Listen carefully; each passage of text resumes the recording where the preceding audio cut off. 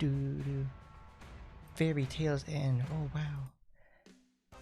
Cool. Okay. Alright. What's happening, everybody? It's your boy Hardcorn, and we're back with it. You know what it is. You know it. I certainly love it. I hope you do too. It's more Action Taimanin. Today we're going to be covering a long-awaited edition for this game. I remember talking about this during when Wight had her initial, release and everything like that. And I was like, man, I wish they would give her, like, her alternate outfit or something or anything like that. Well, look at that. It's here. We have Cameron Diaz and Renee Zellweger put together. It's yellow Yaksha Morphosis Wight. She's got the bitey titties and everything, and it's her original outfit. I can't show you the original card from the game, but yes, it's the same thing. It makes me very happy that they've gone straight back to their roots and given us, well, probably one of my favorite outfits in the whole series. It's up there with original Asagi, original Kara's the Bloodlord, Azuma, and everybody, and just about a few other characters. But it's great because it's like it's very stylish. It's cool looking. It's funny because she's got tits that'll just rip your face off if you get too close. But either way, it's going to be a great day. What has everybody's evening been? We've got some other stuff to cover as well. Obviously, they had the update, and because I think it's next week, they're going to be having the Cool Mom update and everything, where she has her limited package where you can go buy her cool swimsuit. Because I think it's supposed to be like at the end of the month, or like next week or something like that, and it'll run alongside whatever it is, because it's to go to the store. Let's see, August 3rd. It's not when I'm gonna finish. One of these will. It's supposed to be another package because they have all these little bonuses inside. Yeah, it's the Ragnarok package. We're gonna have two packages running at the same time because I guess they just determined, we can't have Wight carry things on her own. She's very pretty, but she's not very mechanically good. But for the first time, you can actually see that she actually has meta relevance, because not for just her, because her original supporter is, the one that has like bonus damage to humans based on the hits, and you have a % chance to boost, and it's very easy to max out on it. This time she has the yellow Yaksha voucher. So let's talk about what that actually brings in the first place. So Soul Devouring Mallet is going to be her weapon. It increases damage dealt by all skills, and it has the whenever Yaksha's judgment is on attacking debuffed enemies, it has a 100% critical rate, and the other skill's cooldown is reduced by 2 seconds. So it makes her only good skill more consistent. So if at the point you're playing at the game already where you have more critical hit rate than you can know what to do with, the skill already crits, for days. And then you have the actual, it doesn't even reduce Yaksha's Judgment's own cooldown, because anything good for her is apparently not good enough. But her utility features, like her Big Dick Bees and her other spin attacks, like her spin attack, the 81 skill, I forget what it's called, and Quake. Things that move her closer to enemies and that won't get interrupted. So stuff like that is nice, so she can keep spamming them and keep mobile. That's not exactly what she needs, though, because she is still a total chore to play in every way, shape, of the form. She looks good, but does not play better. This just offers the consistency of Yaksha's Judgment already will snare somebody, which counts as a debuff, so now it will crit every single time. You'll still need to do like 20 million crits to actually get anything out of it. But it's when it happens, though, it's pretty cool. So we'll play around with that a little bit. So the weapon is like, I don't know, not very great, but it's a cool skin, because it's actually her original weapon before she got the meat tenderizer. Then we move over to yellow Yaksha Wight. This is also like her default pose that they just dressed her up in. So it's got yellow haze feedback. Whenever you critical hit in any capacity, damage dealt by allies increases by 12% for 5 seconds. Maxes out at 24, so it's a pretty straightforward buff. The longer you play the game, the more likely you are to crit on just like pure naked and everything. So whenever you attack snared enemies, allies' penetration increases by 10 to 20 for 10 seconds. Always nice, because obviously defense modifiers and penetration matter when you have these big single hit attacks that need to get the job done immediately. If it gets blocked or like you just not crit, you're just going to be waiting 8 seconds and it creates inconsistency. This is to help flatten the curve on her so she can actually put up a fight. And then you have Macabre Puppety.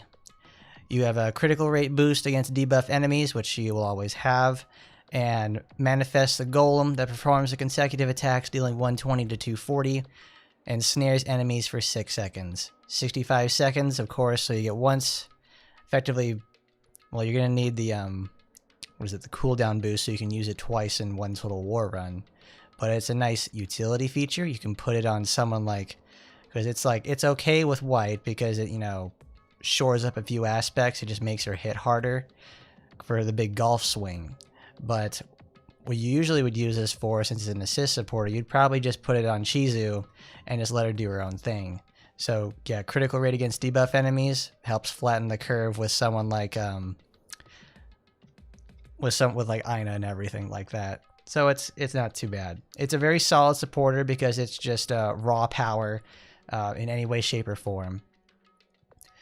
So, because it's the main slot passive is like, that's fine, but the fact that you can get team boost in the sub slot is always worth it, because there is competing for slots in the competing for main supporter. Oh goodness, burping. Competing for main supporter usage is also a very huge thing for support characters in like Total War, like VR. Because your main character has got to be like a massive damage dealer and needs to be consistent all the time, which is why Saika, Aina, Sora, Eleanor, typically very hard-hitting, huge damage dealers, do not want to have something like this. They just want raw power instead of like technicals.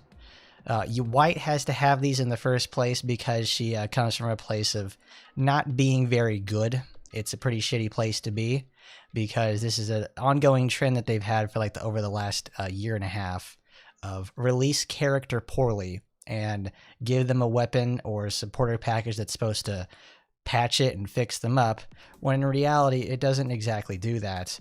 It doesn't change how they are conceptually, and they're going to have like some sort of renewal in the future that they so desperately need, but it'll be too little too late. But even then, it's like, that's Wight for you. They couldn't make her Murasaki, or they couldn't just integrate certain features of her that wouldn't work out. Hopefully she gets a little role in Taimanin squad where she can actually like prove her worth. Because Kara had the same situation. It's where, Kara sucks, and her weapon didn't really change that much. It just made her stronger, but didn't change the fact that she still has to do all the same stuff before. So it's like, ooh, I can hit harder, but it doesn't feel more worthwhile. Then in squad, she's an absolute bleed machine. She's a core for bleed teams in the first place. You run like your Oboro, you're on Oboro, you're on Mero, you're on Aki, you're on Kara, you're on anybody that can inflict bleed quick and easy. But in that sense, hopefully Wight can get her time in the sun there as well. But either way, Yellow Yaksha is the thing you want to pick up from the banner itself, because that's fantastic. It's a very good supporter. Team benefit, solo benefit. It's not exactly a 1-5 wonder, but getting 3 copies, worthwhile. Alright. So I've already picked up one supporter from the Desires because I don't have the gems for it to just go nuts with it. Because it's what is that?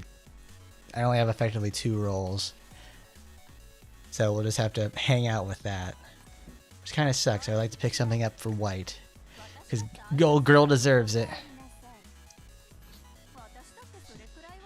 I know how to greet people, okay?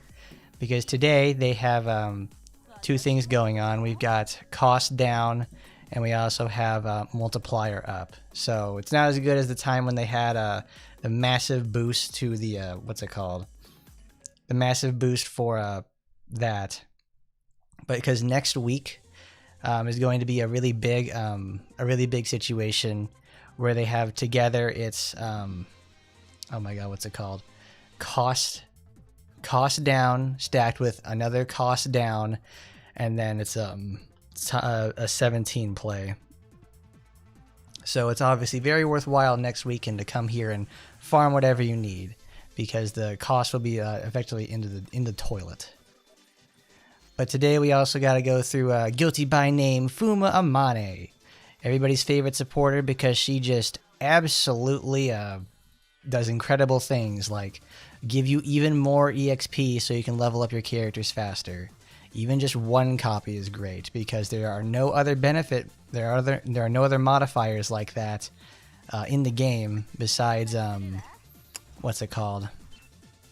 Besides the one for, well, oh my god, what's her name? No, for from your clubs. But obviously, it's the same thing that you use every time for Yaksha's Judgment. So obviously, Proud Revenant. She's also in our challenge mission today, so we can see just how much of a difference the weapon and the supporter can make to her. But obviously, there's only a few skills worth running with her, like it's Poisonous Golem in green to slow people down, so you can constantly have the debuff boost, even though Yaksha's Judgment will automatically fire the snare and hit people in a really big area. She doesn't have a sweet spot on the attack, so you can just don't worry about missing. And then Vortex of Death, so she can actually just get into the enemy's range without actually, you know, pooping the bed. Quake does the same thing. Looks cool while doing it too.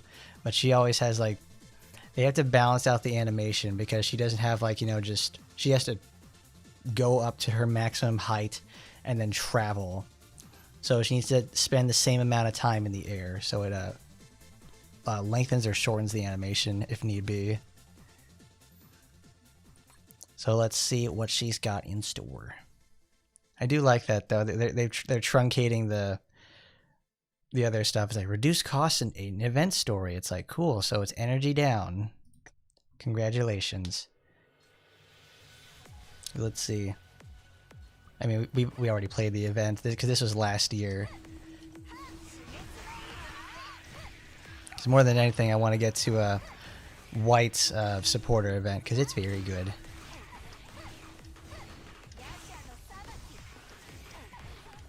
Because playing with Wight is if anything gets out of her range, she's just she's sitting there waiting.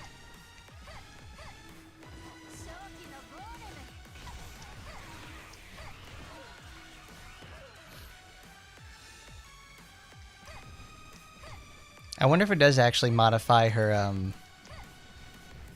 modify the Hornets in the first place.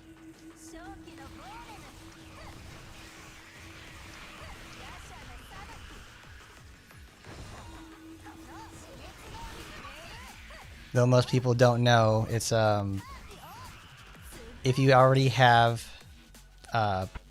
Anrose, you would hear it already. But Wight and Anrose do share the same VA.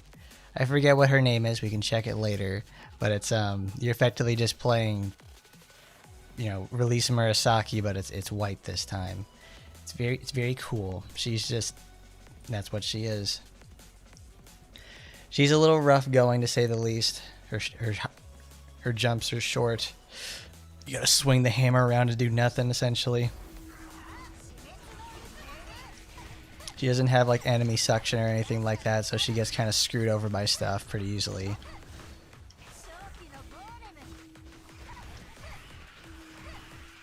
Yeah, she's Anrose and Murasaki put together, but she's worse than the release versions of both. Because Release Anrose is just like, she was in like that painfully mediocre situation, which made the fact that that Anrose is still paid for like even worse, is the fact that she was terrible. It almost feels like they really didn't understand, like, what do the players want? It's like, oh, if you're gonna make a paid character like this, they better be worth it. And well, in this case, Anrose was very, very much not. We also have another event running at the same time. You get Sea Glass and you get Coral. Coral is obviously the the lower rarity, the higher rarity version, so you only get one of those every once in a while. There, you exchange those for items in the shop, so it's a really good time to play, so you can get some items to get ready for August. Because in August, we've got ourselves a new character that's coming out. It's going to be Maya. Maya from Prison Battleship 2. So do some homework, or go read Prison Battleship. Wonderful series. You'd certainly enjoy it if you liked Taimanins. But instead of going for like the demonic side of things or the Shintoism stuff, they are going specifically for the good old-fashioned sci-fi angle. But this is last August was the release for Kara, so they're rerunning this event, obviously, which is, you know, a nice reminder that Kara released last year. Can you already believe it's been a year since Kara, the Bloodlord? They effectively just released the packages for these characters almost a year to date. Well, I wouldn't say so. It's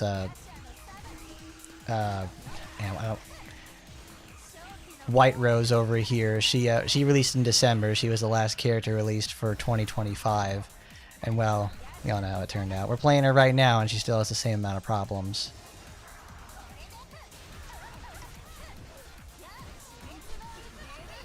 Doesn't also help that her dash is like ungodly slow.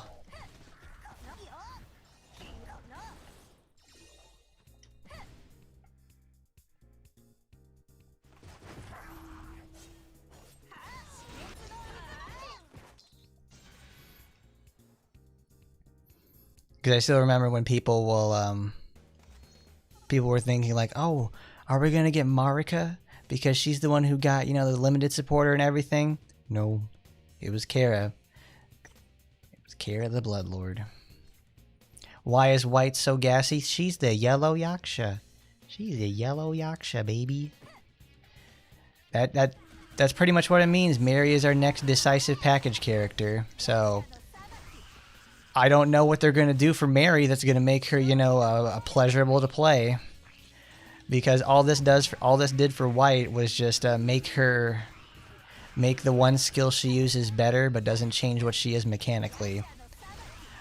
Which is a persisting problem with a lot of these characters who are inherently bad.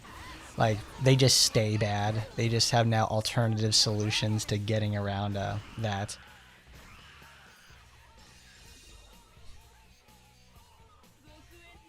Eliminating waves of demons. What are they going to do? They're going to give her the future Mary package.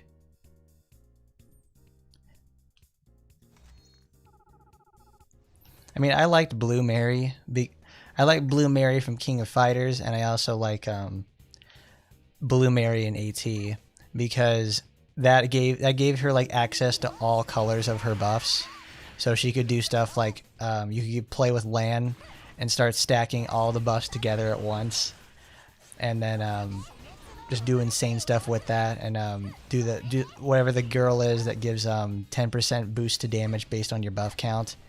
It's not out of the ordinary to see Mary get like 12 to 15 stacks of varying buffs of all different durations and amounts. So you could get her to do like 200% more damage based on your supporter setups. And it was really cool to do that because you effectively have 3 seconds to use your skill. And if it doesn't crit, alright, guess I just lost the fight. That happened so many times when I was building her. And I was trying to figure out what could I even say about this that actually like feels good to play. And actually wants to make a person feel worthwhile to get her. And there was absolutely nothing. There was nothing there. So I'm very curious on what are they going to do for her, for Mary to make her not terrible. Because at least when Wight dies, she gets super armor and can do that. She also has Wight also having like the big bonker attack, like for a one-shot, one-kill build. That's fun because you can sit there and just like you gamble on making the hit. And you have a couple more chances to do it because she has she's got that, she has the resurrection ability.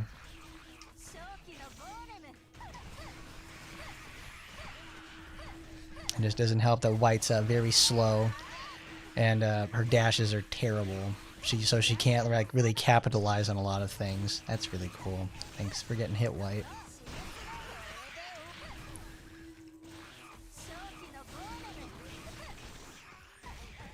I mean, what do? They got to make him effectively terrible on purpose, so they have to deal with that.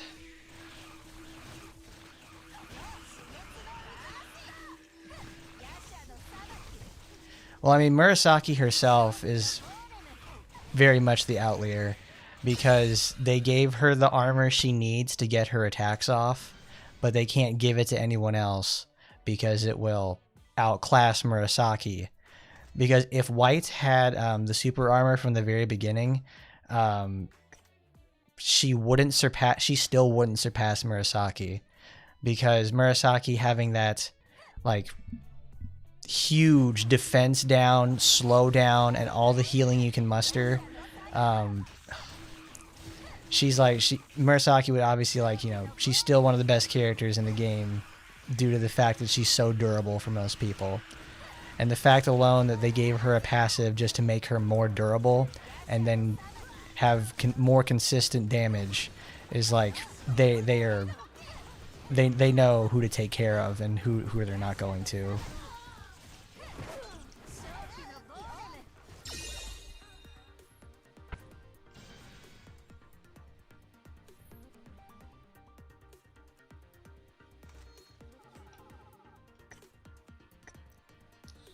Because, I mean, you can obviously make fist characters work. There are so many games that have characters punching, and they work. I don't know. I have no idea how it is, like, they keep managing to, like, to fuck up Sue every time. She shouldn't be, like, too hard of a character to, you know, like, accomplish in the first place. It's fists. It's an Asian series. It's like she's Kung Fu Master. That's all she has to do. She's the fighter class. And yet, still, every single time they manage to, you know, neglect the one thing she really needs is longevity. She needs the defense to actually get in close and do the attack she desperately needs.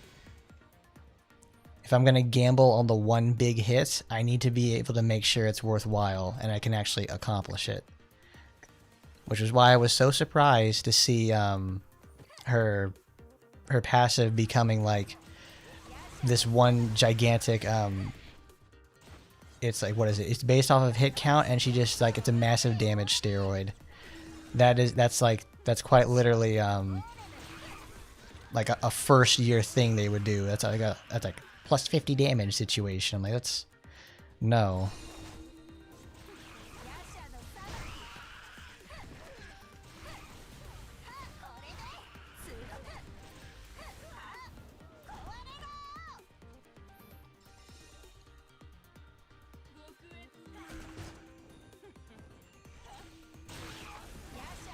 See, that's the best part about this fight, is that you run backwards, and then Astaroth will come to you to do Hell Dive, and then you just come in there and squash her like a bug.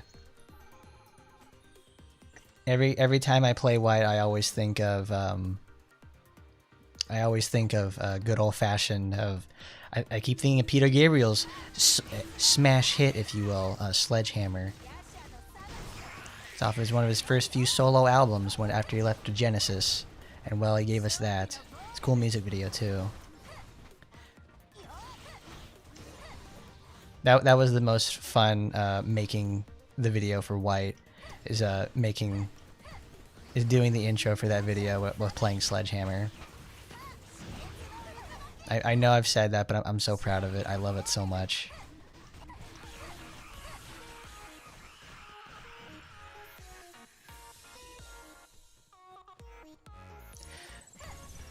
Yeah, there's no hype for Maya Cordelia.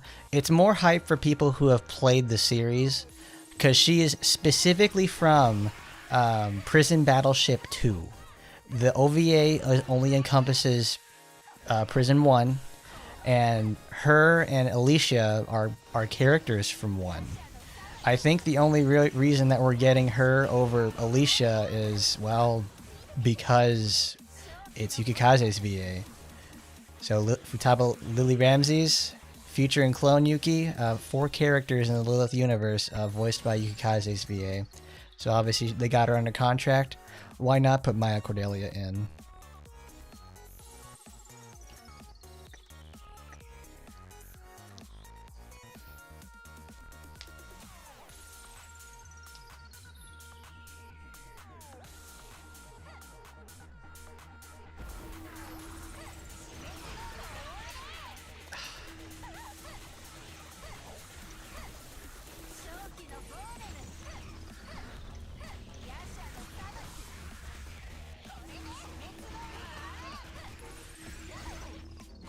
Did I equip it? I don't know if I did. 75 enemies versus Wight. Oh man.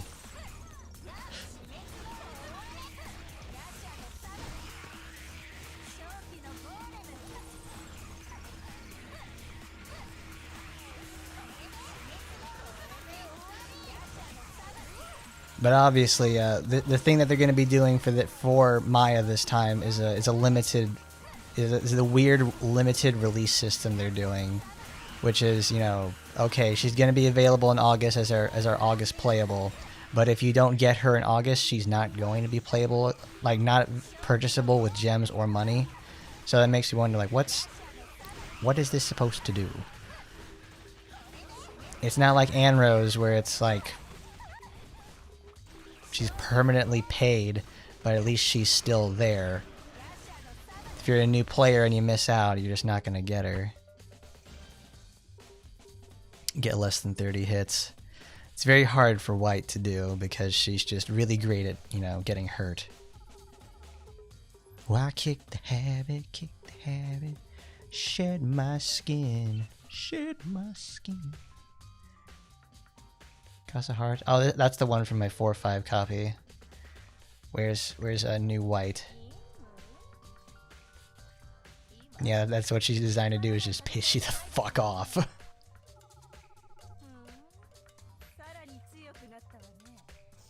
I mean, I figured, like, when we did the newsletter at the beginning of the month, I figured it was gonna be pretty much like a buy month, because the renewal for Shisui was, it's not underwhelming to say, because it just makes Shisui stronger and more consistent and makes her more involved.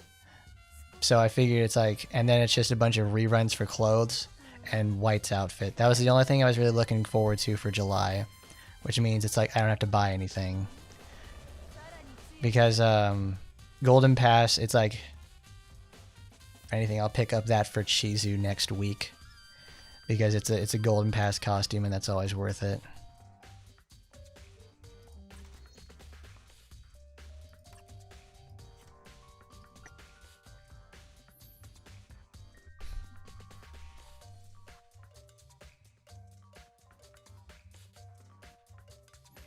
We can only find out pretty much like what they're gonna do when she finally releases. That's just it.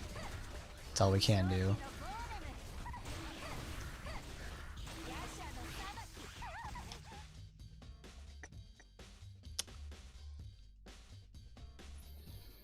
Oh my god. Where is she? Mirabelle. Mirabelle Bell. Girl, I need your help. Because if we have to do this 30 hit shit, it is not happening. She gets hit too often. Go get him, baby.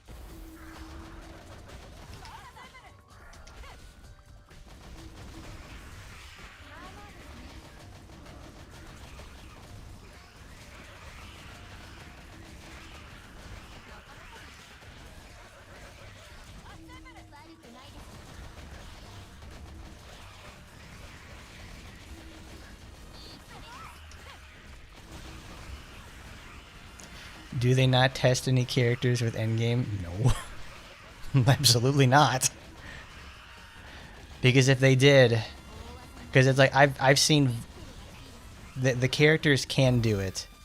Like the characters can actually clear, you know, all the content. Because I've seen it before. where people have cleared, you know, top level floors in the tower with characters like Wight. I've yet to see it for Kara though, like at all. Like Kara herself, like I've never seen it, not yet at least. Maybe when she got her package, she was able to do it, but I can't. I can't do it because it's like the enemies are so bulky and and hit so hard, you can't make any mistakes. And obviously the input for Kara's, you know, big bloodstorm attack is specifically tied to her basic string that gets them closer to enemies. And it's like, god damn it.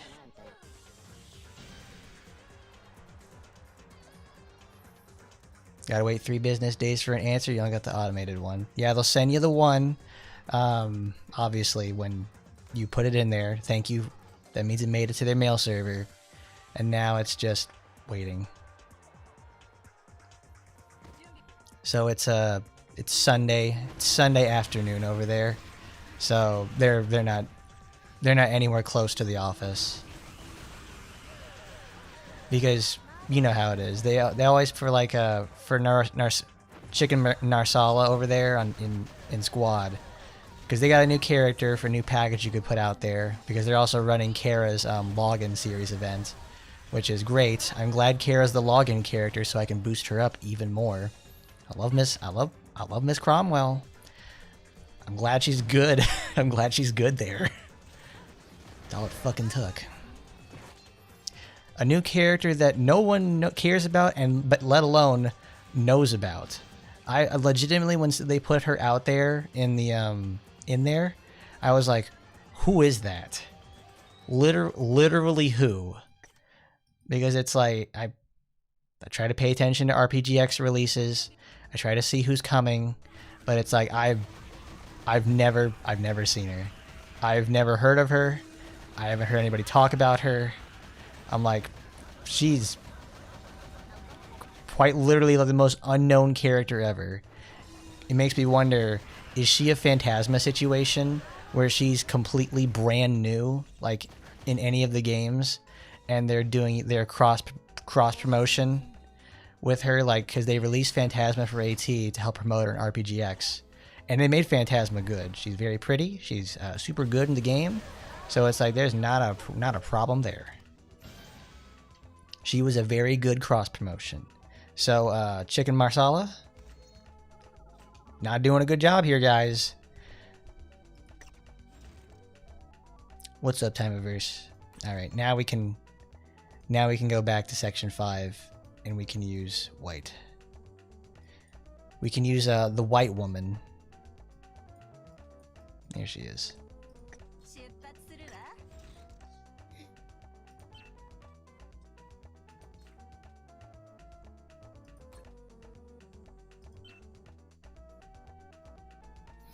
See, the thing is, it's like, I don't want to use Nidhogg's Wrath on like normal stages because it doesn't give her the healing, and it also doesn't give her the boost required.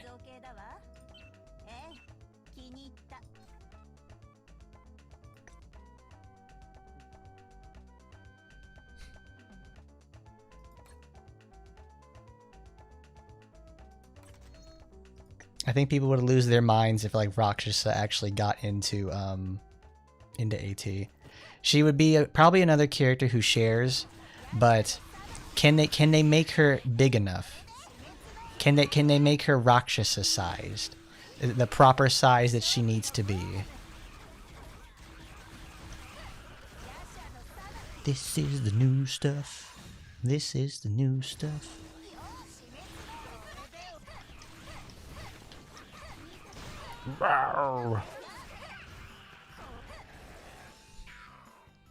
They did. They made Shizu... Actually, they made Shizu slightly smaller than she actually is in the game.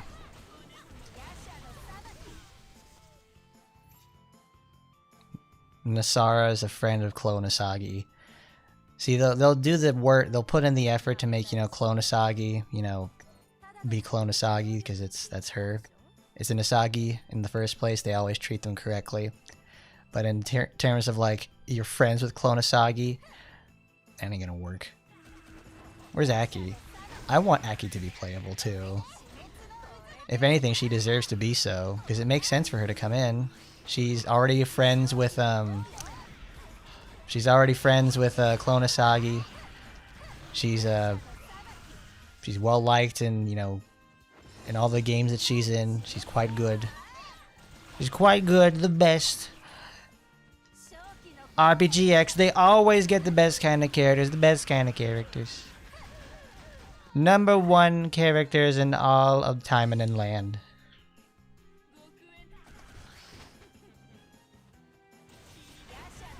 Damn it. Astaroth, you're supposed to jump in there. Come on, girl.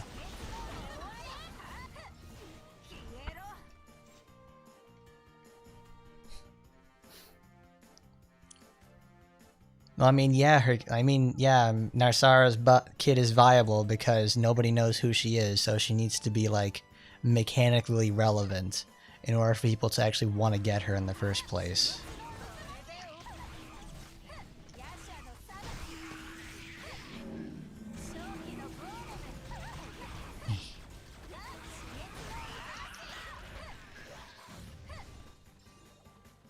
Oh, it does. Cool.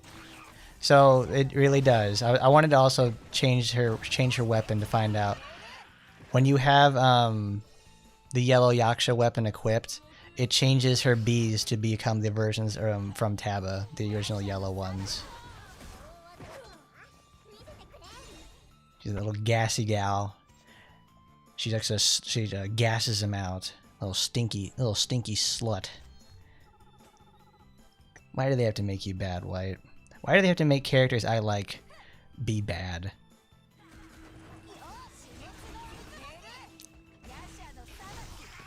I think that the characters we've had, you know, be like, you know, mechanically relevant so far this year are Clone Yukikaze, who are just, you know, an absolute fucking monster in terms of damage, at least for ranged. And then we had Shizu, the most hard dedicated support we've had in the entire game's history. Because all our other releases this so far have been of like of dubious quality.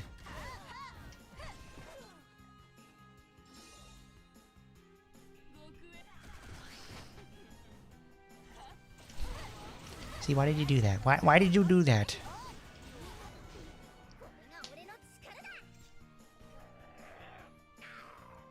I mean, that's my fault for just like going in the middle of traffic thinking she could, you know, just do the Ark of the Covenant or whatever it's called. I forget what that skill in Neo's called, where you just charge it up and lumber chop. That's it. Do lumber chop. Oh.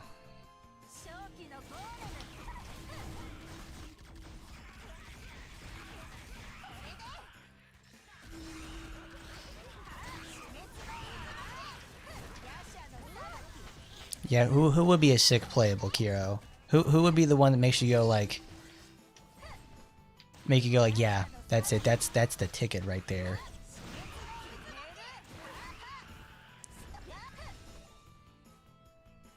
The mask and the dual pistols. Faust. Yeah, that's Faust. Faust would be a really, really good supporter to become a playable. I'd like her to do that.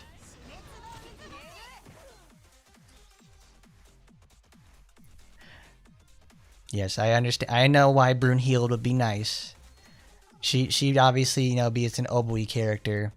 She'd be you know, the big gal, another big gal in the first place. But Faust is that like the sleek, cool spy beauty for her. Because Faust is also part of the Nugget Club, like Asuka is. Like she can remove her legs and arms just like she's more like Genos than anything else. She acts the same way too, instead of being the bratty nugget like Asuka is. Nuggets are the more endearing term for people who are all 4 limbs of theirs are either paralyzed or dismembered. So you're just left as a torso. You're like a chicken nugget.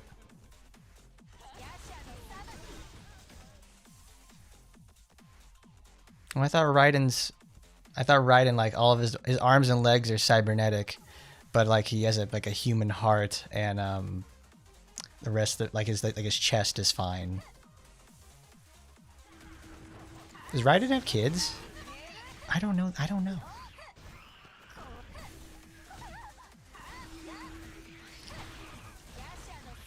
Because it makes you wonder, it's like, if Raiden ain't got no business down there, does he ever have children with Rose? I hope he does. That man suffers a lot. He's a big baby, but he's also like, he doesn't need that. He has a son! I didn't play Metal Gear Solid 4, so it's been a while. Her head is the only living part about her. Okay, cool. Ah, damn it. Damn it, Faust. Faust. No, it's Wight. Ugh, go. Go, baby. Woo!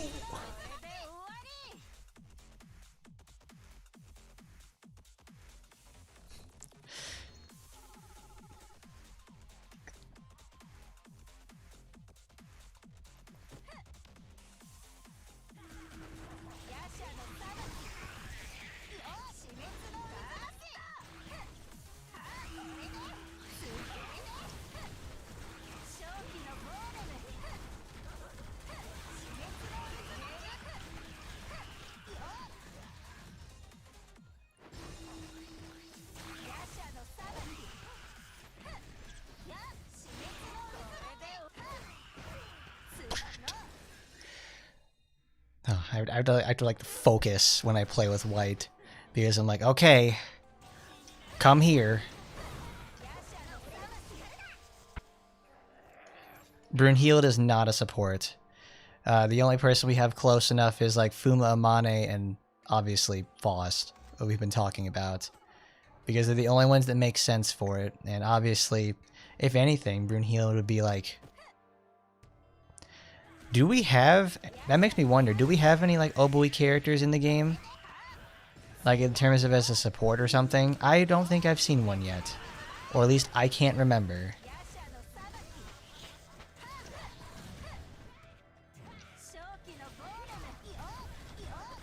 See, she has her back dodge... Like, her back dodges I can do consistently.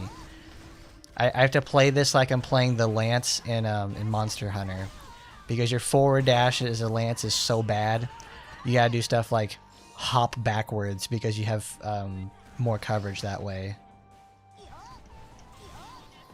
Or you can just do a neutral dodge. That works too.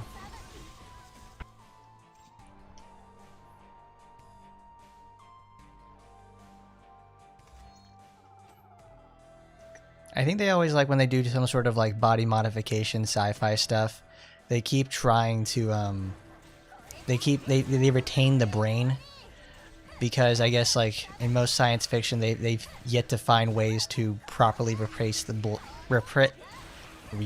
brain in terms of raw processing power. So they keep that around so you can retain his memories or something. It keeps the human element of the character if they don't remove his brain.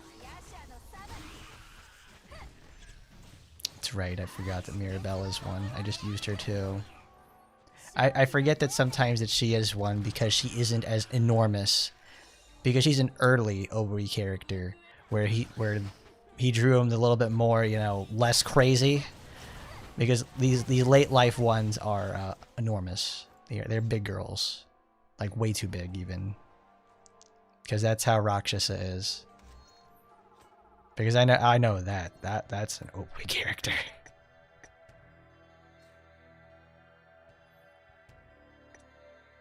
There you go. Turn it around. I want to use that. I want to use my food before I use my other stuff.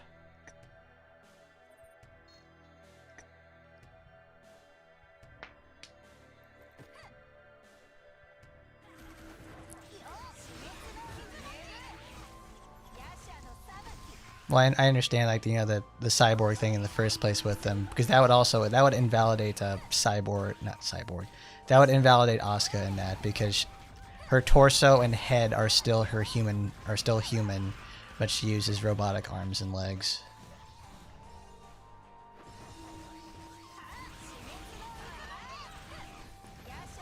Yes, I do forget that Shikanosuke is an Obui character as well, because he is not he looks like a woman but does not carry the typical Obui parts.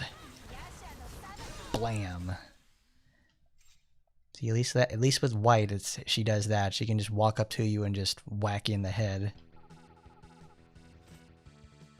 There are a lot of good, yes, there are a lot of good candidates for playable editions, and it makes me confused at, like, why are they picking up some of these in the first place? Damn it. It's only a local area, damn it.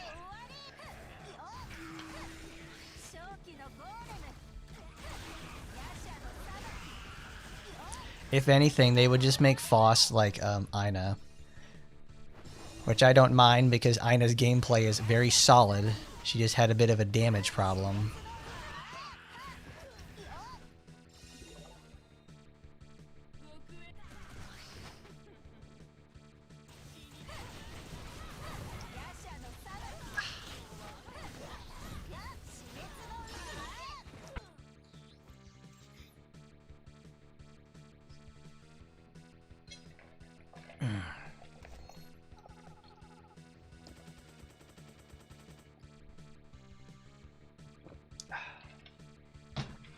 Who do you think could get it though for AT? That would be pretty cool. Like in terms of a newer edition.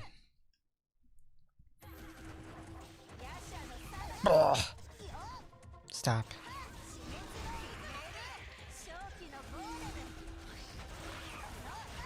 Stinky attack. Pew pew pew. Uh-oh, stinky. I missed completely because they weren't totally spawned in. You see, what she needs is the ability to suck enemies up into like where the impact is going to be, so she doesn't have the stragglers just, you know, run around.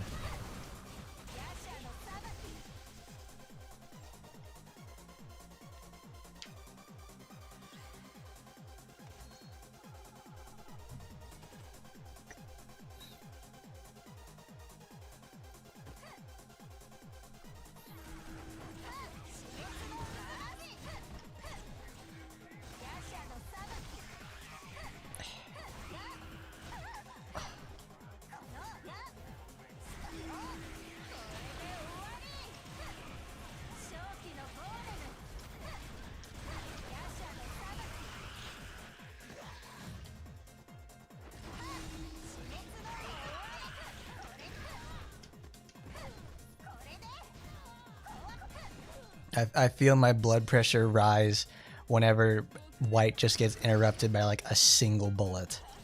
Like right there, like the very end, she just decides like, you know what, I'm not doing that. A single little B bullet, like she's already midway in the swing, and she's like, oh, like she's taking poison damage over there in the corner. I'm like, you gotta be kidding me, girl. Talk about animation canceling.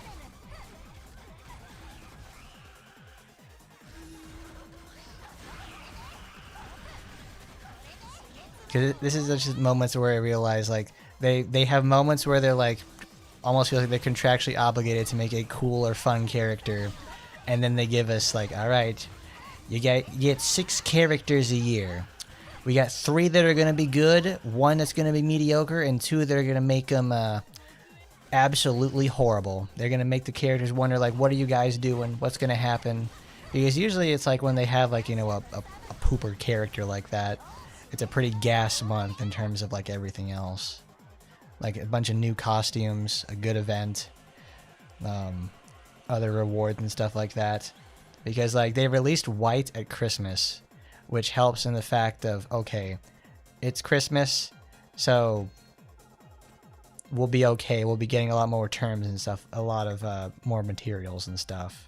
Or like at an anniversary, when they have that.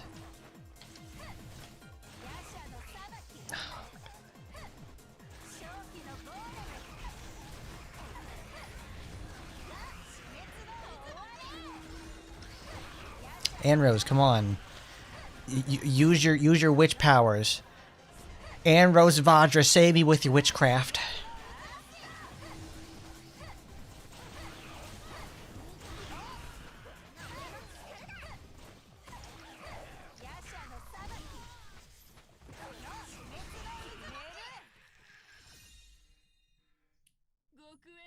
Yeah, non-Gremory collaboration.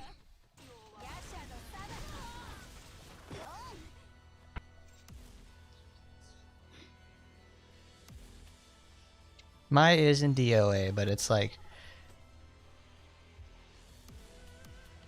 that would be a pretty fun addition to have her in there. I mean, I'd like it.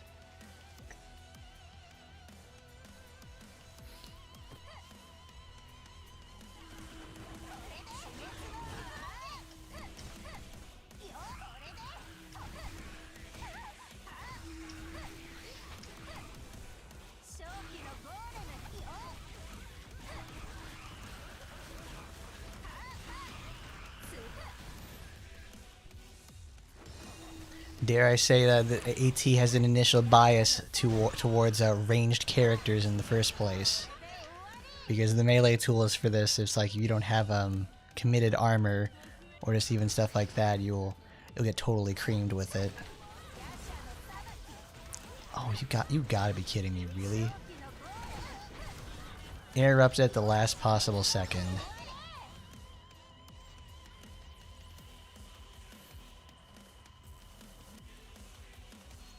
I like Nia Tengu.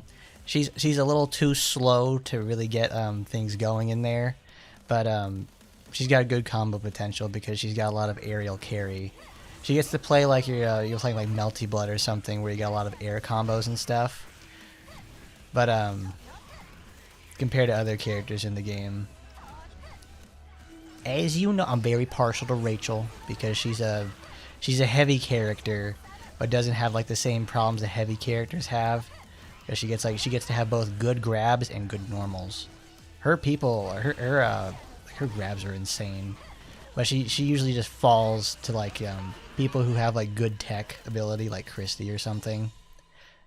And obviously, if you get read by someone like a Christy, or even someone like fucking Bayman, who's just like all holds all day, and it's just like you gotta forget about it.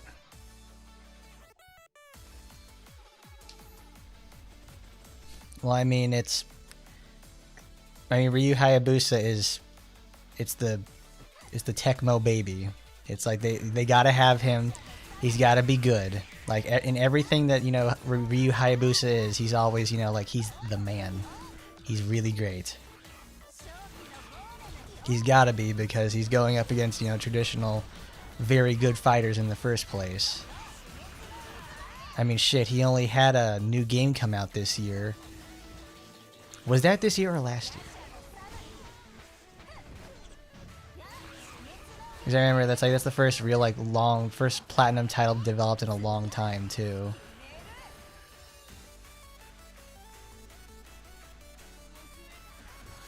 Did you get timer scammed by another Ryu or something?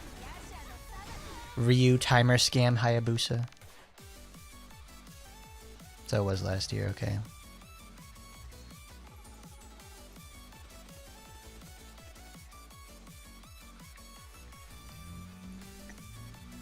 I would like to say they learned their lessons from,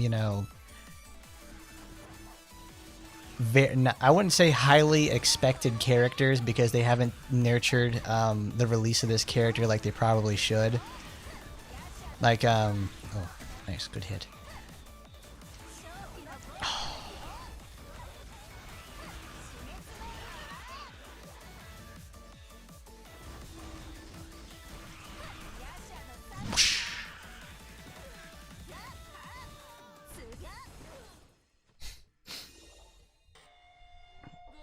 Oh, they had a Tamaki. That's right.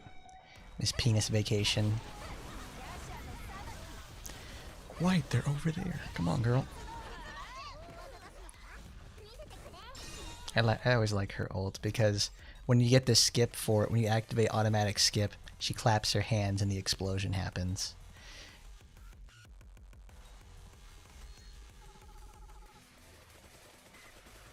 Maya Cordelia will certainly be one.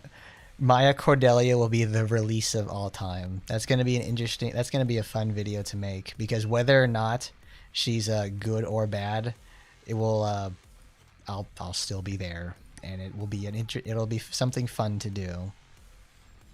Oh, damn, that's right. That's she releases the first week of August, and Hobbit pre-release is that Friday.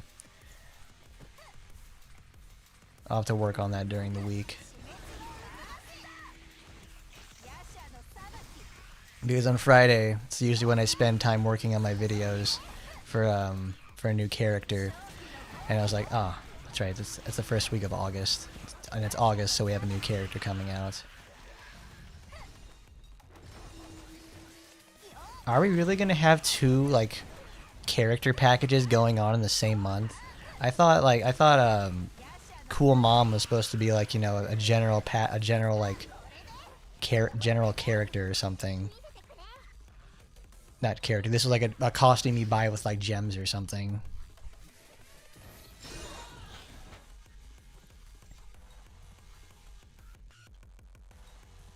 Yeah, you gotta pay the $45 to get the limited weapon. They better not have her weapon be like, you know, limited exclusively to her, and then we can't like get it at all. That's a good question. Do you guys think Maya's gonna share? Do you think Maya's gonna share weapons with somebody? Because it feels like she uses a fencing rapier, so it's like, I mean, the only character we have to match the energy is quite literally Ingrid. They're both knight type characters, so it's like Ingrid sharing with another person, it's fine with me, because it just allows me to use Ignis to get them going faster.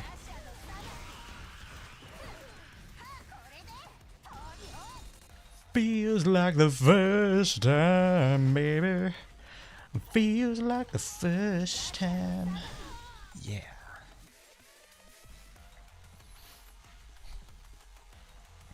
But no, I could see them doing a squad original character.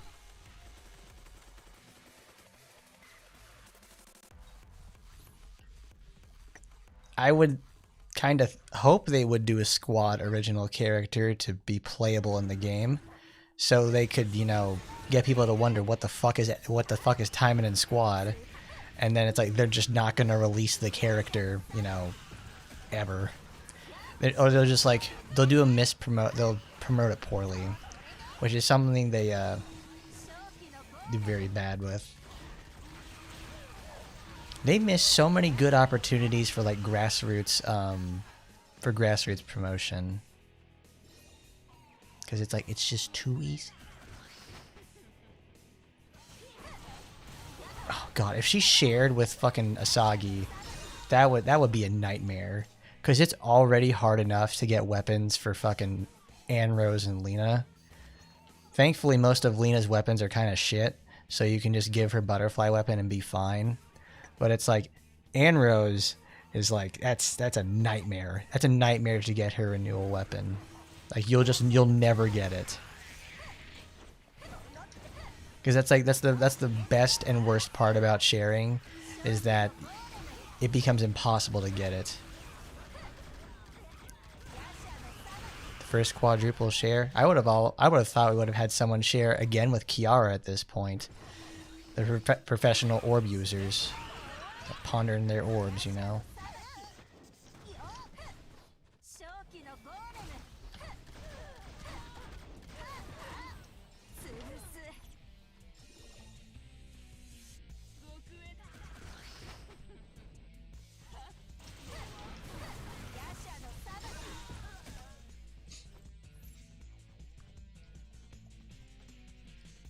I wonder if you change the skin for this, it'll do the same thing.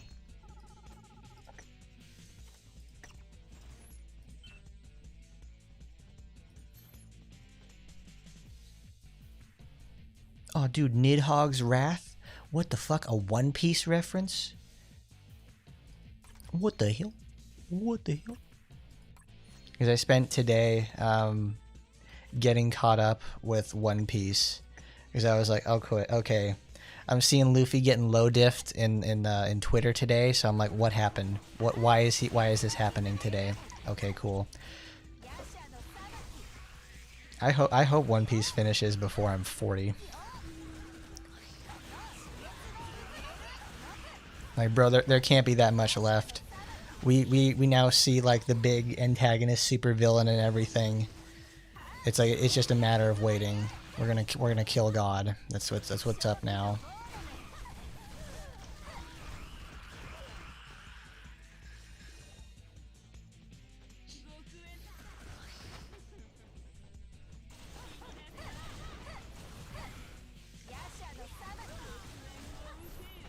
The red sword that Anrose has, like that's a renewal weapon, isn't it?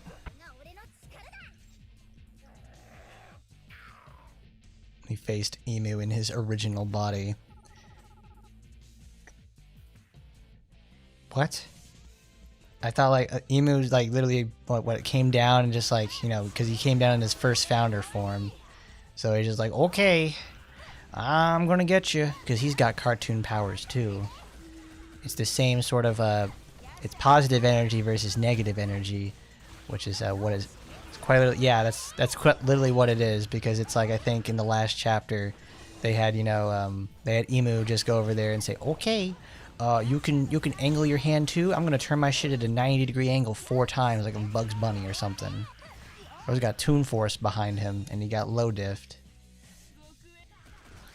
because it's like he's stabbed by 2 founder weapons in the tree. It's like, what is it? They showed off. Like this is the first development we had with Brook in 10 years, and we're getting it all at once because we just remember that Brook and Usopp and Chopper and Frankie exist. So there you go. Yeah, we got to give them something to do.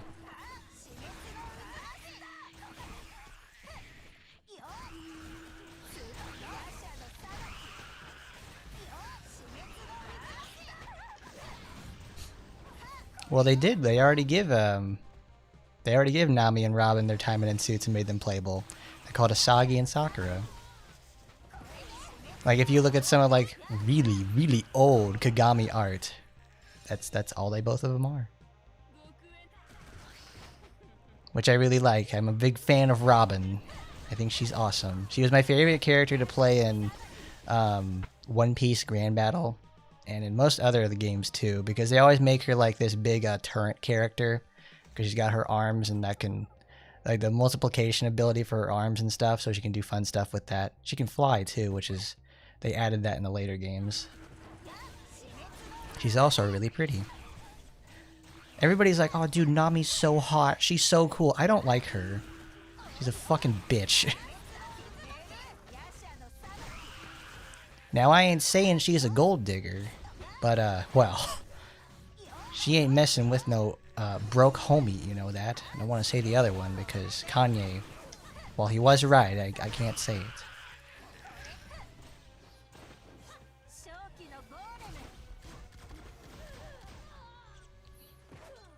You're no joy boy. Chills. Sometimes you think One Piece don't got it, then it drops shit like that.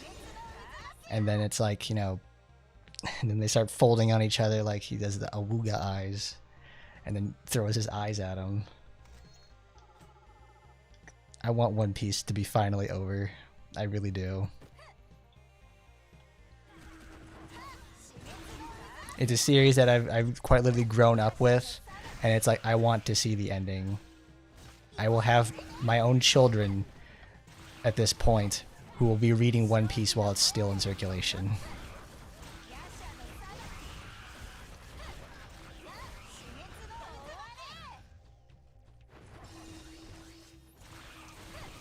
Toon cards are relevant again? I'm very surprised at that, because it's like, it's been just like the Stain song. It's been a while since they've ever been relevant in the first place.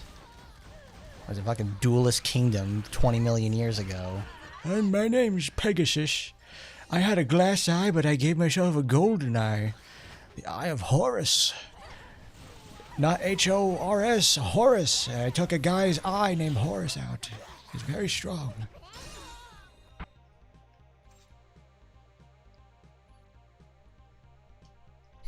Of course Oda has that bias. He has a, yeah, he married the Nami cosplayer. I'm like, damn, bro. Really went for that shit on purpose. Not like she's leaving his ass or anything. He's only like, what, one of the highest plated mangaka on the entire planet? Yeah, I think he's okay. Bro got up. Bro got it up once, and he's like, "Yeah, I'm taking this one. I'm taking her."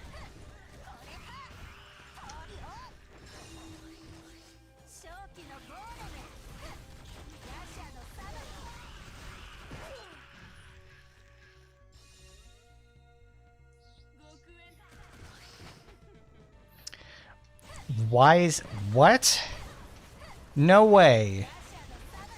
He's really 24 in Duelist Kingdom. That is ridiculous.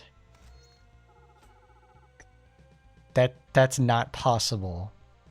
It can't happen.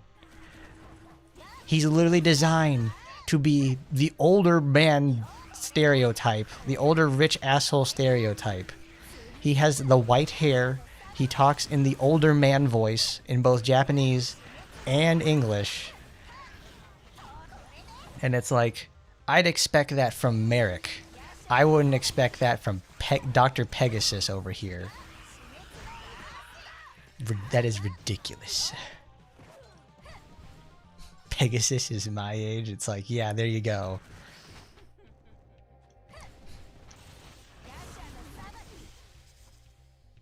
Yaksha no kabayo. Bonk.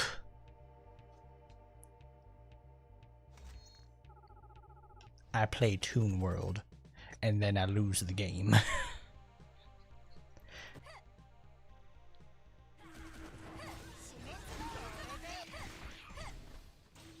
I know it's common, but it's like, bro was born to be old.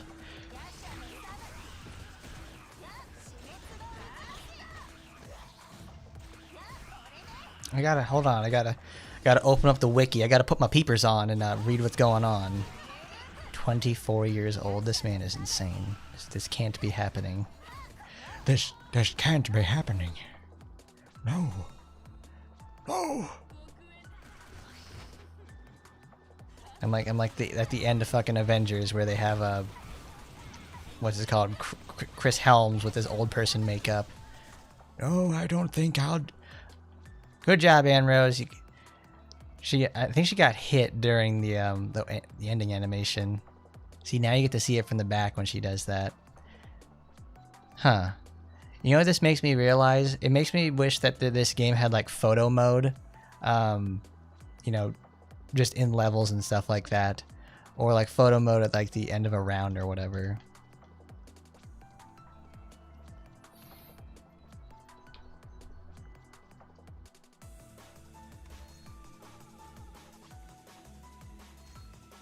$19K, cool.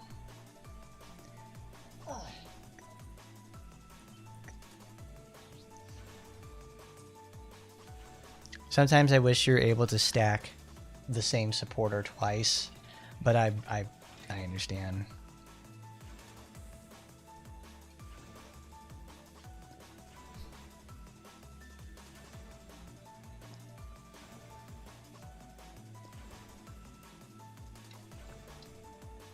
I just want him to be old. I just want him to be old.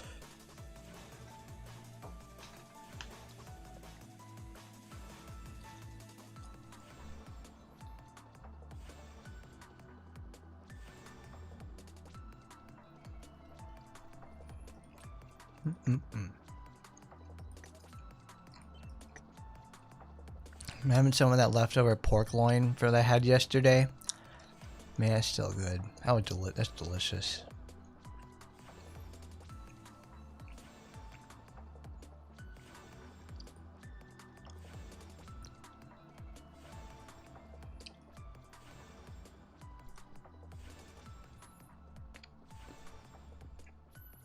Well, I mean, photo mode is already, you know. That makes me wonder, why haven't they added that to Squad yet? It just sounds like something that would be really cool to do.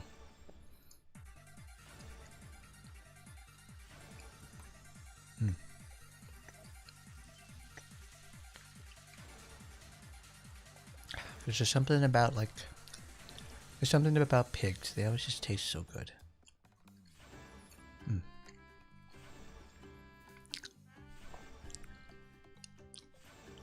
This week, I've been having to sit around and, you know, I needed to train somebody at work this week. It was pretty good. I wasn't there during his last day, so I missed it out when he had to take the test. I heard he passed, so that's all. I'm fine and dandy. My question is though, like, what? He reminded me though, it's like, oh yeah, they re-released Black Ops 1 and 2 on PlayStation. They did was just like port the games over and added in a few changes like crossplay and everything like that, which I was really surprised because I've been playing some of that this week too. Because I remember playing both like Black Ops 1 and 2 when I was in high school, so I got a lot of mileage out of that. I was the prime age when that was released and was really, really fun. I loved playing Black Ops 2 as well. It's a lot of fun. It's not as it's too mechanically in terms of like the multiplayer was good, but they didn't hit it off completely. They didn't totally knock it out of the park until they went out to Black Ops 3 Zombies, because I would play that when I go to my friend's house. I like that.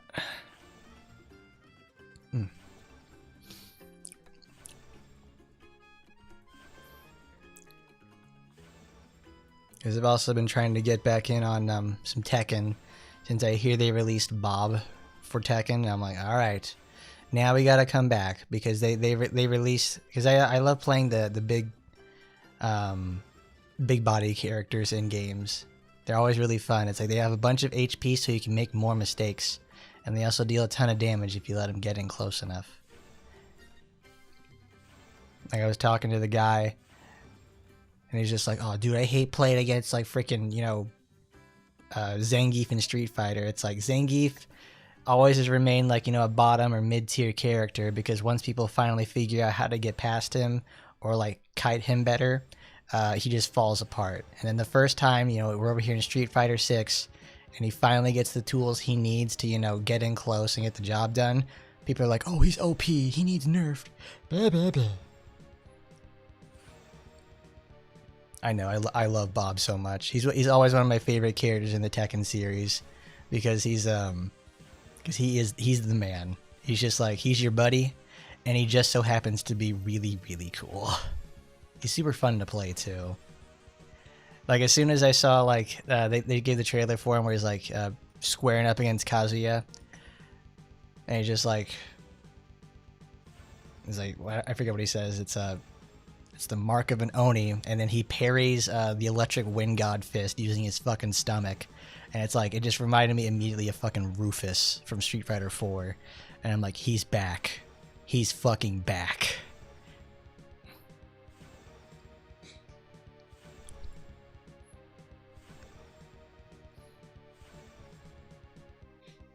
It's true. Giving you like a remake or anything like that is pretty much the thing that's going to happen. Sometimes I kind of wish for them to give them a remake of these, because here's a really good example of this. They have been updating fucking what is it? It's not Xenogears. It's Xenoblade 2 again. They have the 3.0 update for the Switch 2 for Xenoblade 2, and they added in a bunch of stuff, which is like crazy to me, because the game is approaching 10 years at this point. But obviously, but the more importantly is like, I guess Nintendo may have bought the rights to the Xenosaga series from Bandai Namco, which I wouldn't lie, I would very much like the ability to have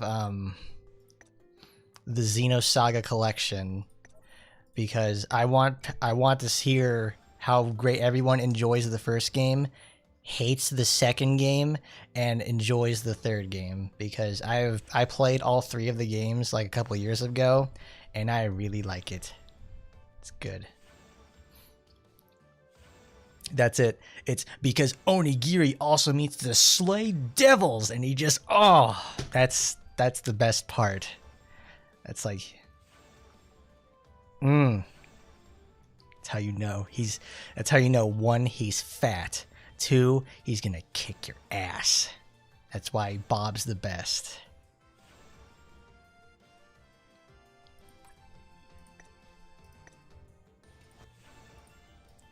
Good, that's done.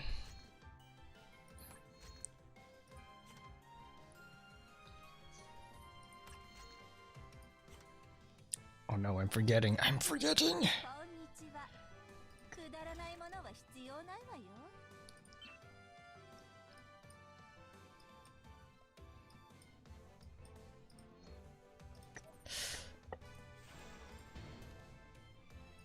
He's gonna take his money from the King of Iron Fist tournament and then feed the entire world with it.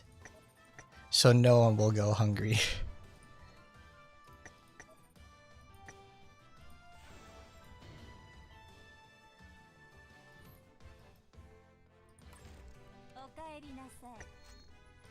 There, let's get the 7,000 points this week for the arena. In the Girona. My Girona.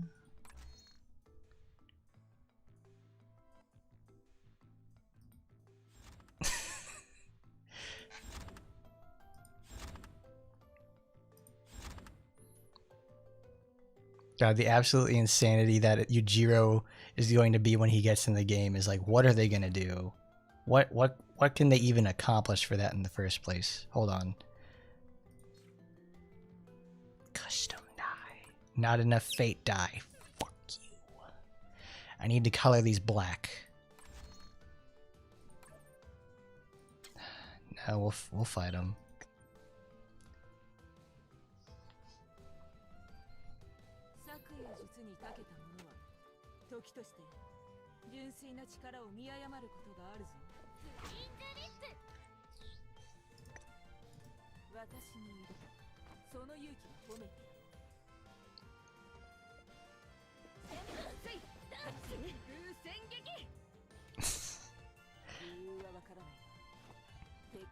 I love how very like over dramatic the characters are in their death animations. Like Ragnarok just like, oh. She falls down like she's like in the Gone with the Wind or something. And then Azusub is back there like, oh. Like you just like smacked her in the face with a fish or something. I cannot believe what you've just done. This is terrible, awful even. What kind of monster would strike a woman? Another woman.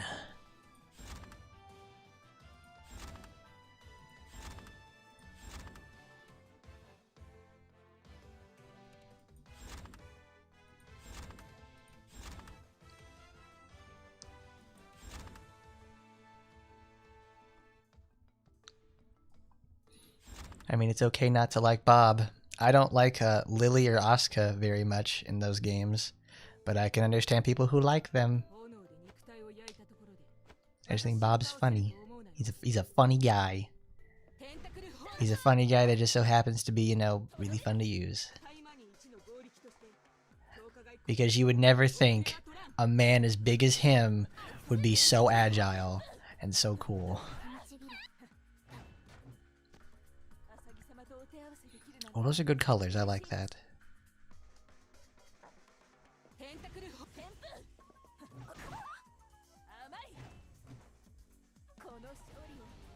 Skinny Bob was weird. He just looked like a guy from the early 2000s because he still kept his haircut and everything. So he just looks like he just be right out of the Backstreet Boys or something. They should have made Skinny Bob like, you know, an alternative costume or something. The April Fool's special. One day only you download the Skinny Bob costume.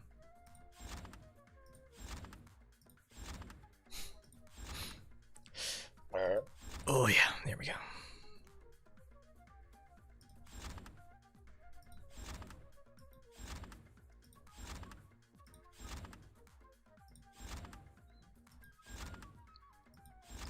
See, this is the most engaging part about PvP. Looking for people to fight.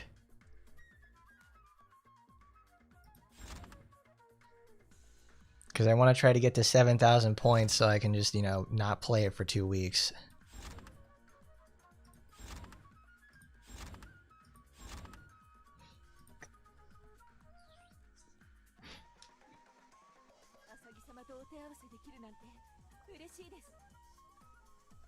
That would be something fun to do.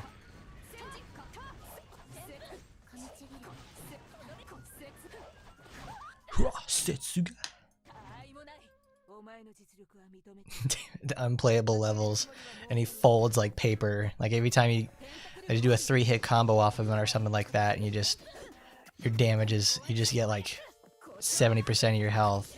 But even then, that wouldn't be too far off in modern Tekken.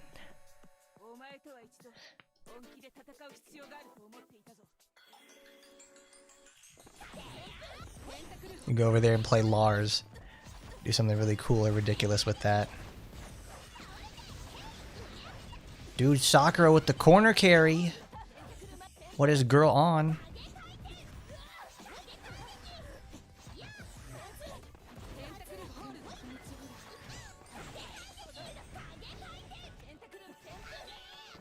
Oh my god. Wow, she just popped like a balloon. She went from full health to no health.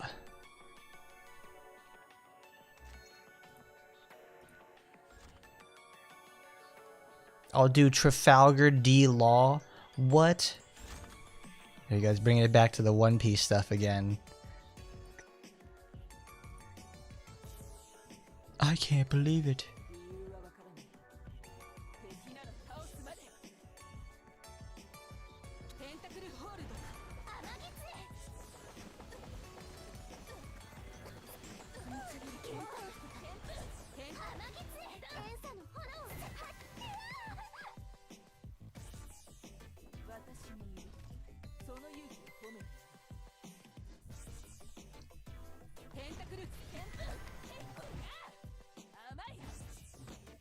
Yeah, nice try, Shisui. That you thought you could win with that one? No, siree.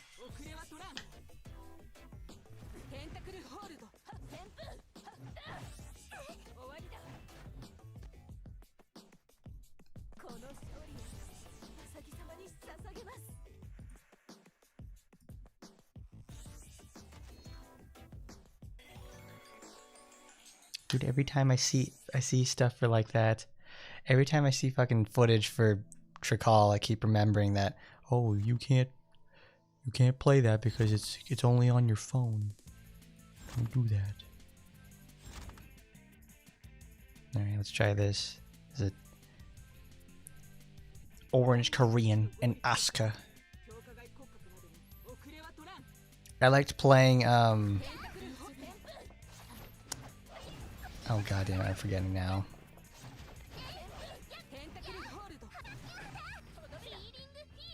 I played a lot of Geese Howard in Tekken 7. I really enjoyed playing him because they took the ideas that he had from King of Fighters and they managed to put like 2D character in a 3D space and just, you know, he obviously rips ass. Same thing with him, they put Goki in there too. Rain, but Rain as a character. She's pretty cool too.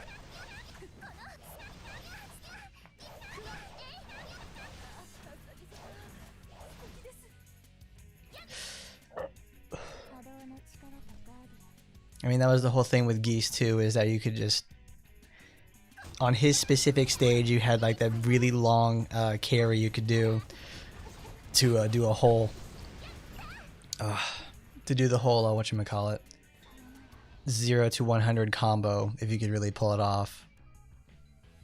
You could do Raging Storm. You had to finish it with like Raging Storm though when you finally get into like to the porch, because you get the bounce. You get like, you go through the 3 doors, then you need to carry enough to like knock them down to the next area.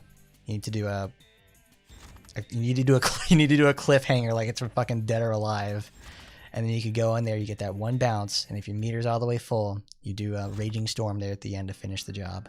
It's super sick. Solo Emily is still very annoying. So I was like, oh, let's see what a Solo Emily's got in store for this. Oops, I'm fucking dead. There we go. What's up, Gorg? Now we're just doing our arena for the week, so I can put it at 7,000. I can leave it alone for 2 weeks. Because I spent yesterday leveling up a bunch of characters, in squad, so I could finally get some enough fodder to get Minasaki to 60. Because I wanted to get Aki to 60 this week as also, but because before today's stream, I was working on stuff with what's it called? Because today is bonus drops in squad, and we've got to deal with all that. So I've been farming up a bunch of red, because a bunch of my characters that are worthwhile to use are in red. Because it's got Kara, it's got Asagi, it's got Aki, it's got Minasaki. It has meta relevant and also characters I like at the same time, so this is very good for me. I need to get all my reds up, to say the least.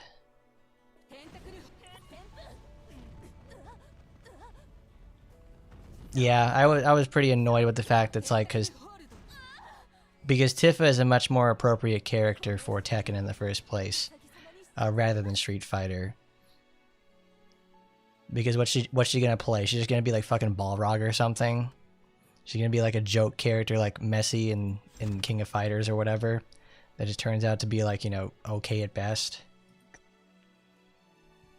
Not every character can be as goated as like the DJ from King of Fighters, where he turns out to be like, not only is he a joke character, he's also like really good and like thematically appropriate.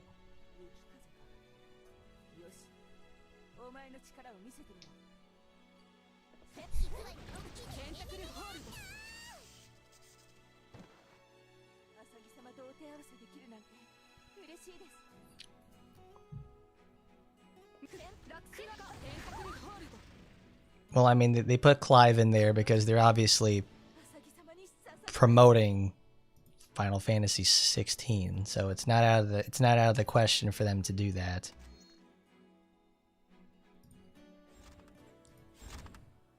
Because the only Clive that I care about is the MDFC card from Magic the Gathering that I used in my Winona Joiner of Forces deck.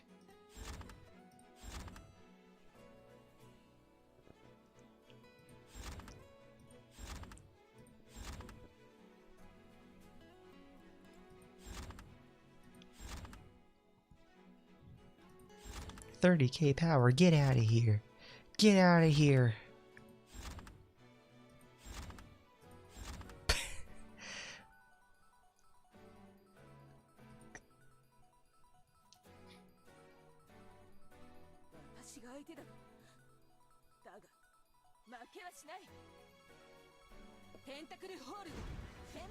Who gets the stun first? Who has better latency?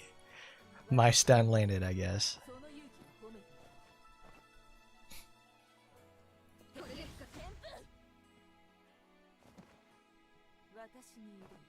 Wow. Oh, it's green, not black. I'm like, man. I thought her clothes didn't load correctly. I'm like, oh, the textures must need to load in or something. No, they painted them that dark. And I was like, wow, that looks terrible.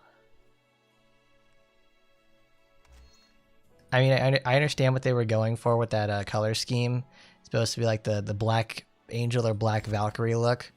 But they usually put grays and whites as accents in those, you know, so it actually looks like something instead of a void.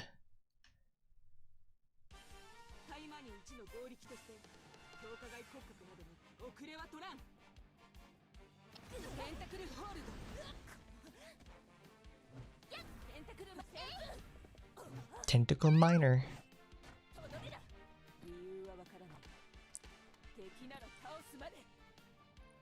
I mean, they really look good in the first place in this game because we don't have any other like detailed control over our colors. And also because of like different kinds of like lighting effects that they have on certain clothes. Like if they have a metallic texture and if you paint them black, they look terrible. The reason why the black stuff for Asagi looks good because if this was solid black, it would be terrible. But it's like we have the gold accents and everything that can go around stuff. Because I was trying to get her leggings to be black as well, but even then I probably wanted to be gray.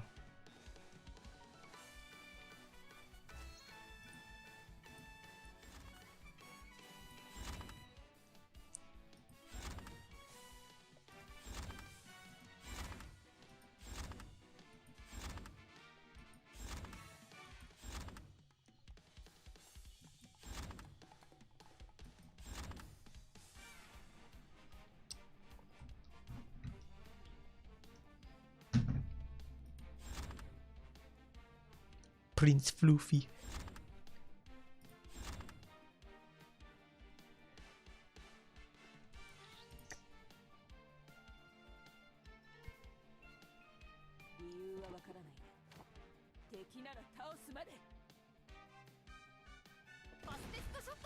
It's an amazing level 2, like Blanca, Mai, and JP.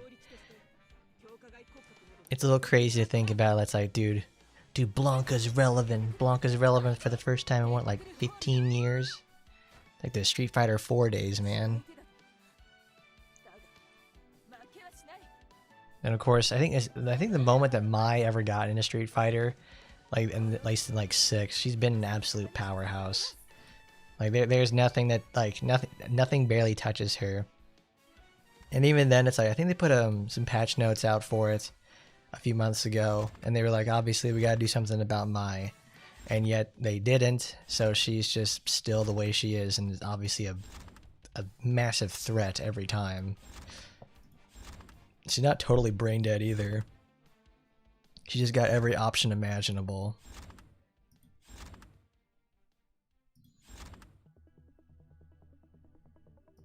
But as of late, sometimes I want like simple games to go home and play. Like I don't want to play Squad or I don't want to play AT. So I play a lot of SnowRunner. It's the Eastern European special. So I just go over there and I'm driving my my trucks through the mud, pulling freight and doing everything like that. I like games like that in the first place. Because I used to play this I forget what it is. It was this game for the PC where you could like drive your little truck and do like off-roading stuff in there. And I've also done that like, you know, on my own time before. Like I go out with my friends, they take out their 4x4s and stuff, and we go play in the mud. But it's a lot cheaper to do that in, you know, these kind of games. So I don't gotta buy the gas or spend $15,000 in truck upgrades on a shitty 1500 Silverado to just climb over a few rocks and break it.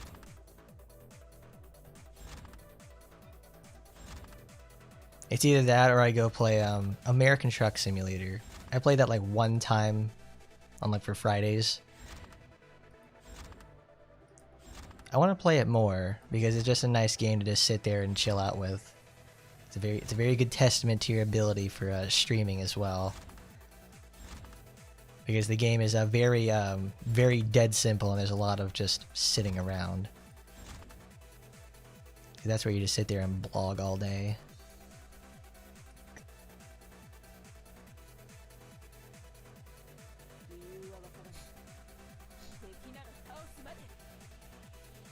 Is this Sora gonna blow my brains out?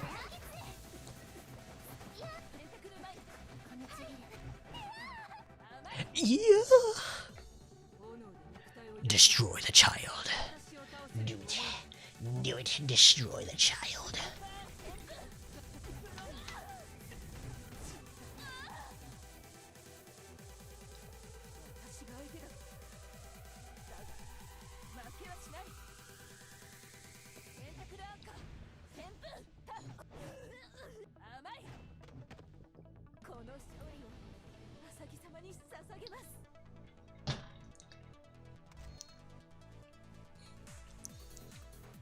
What? Ryan Gosling is the Ghost Rider? Dude, he's going from I Drive to I Ride now. Alright, everybody. Time to download your latest personality from Ryan Gosling features. This last one was Project Hail Mary. This time it's gonna be good old fucking Ghost Rider. I'm just happy we're getting another Ghost Rider. No, this is the oh no, I'm seeing this right now. It's Ghost Rider, like a Ghost Rider movie.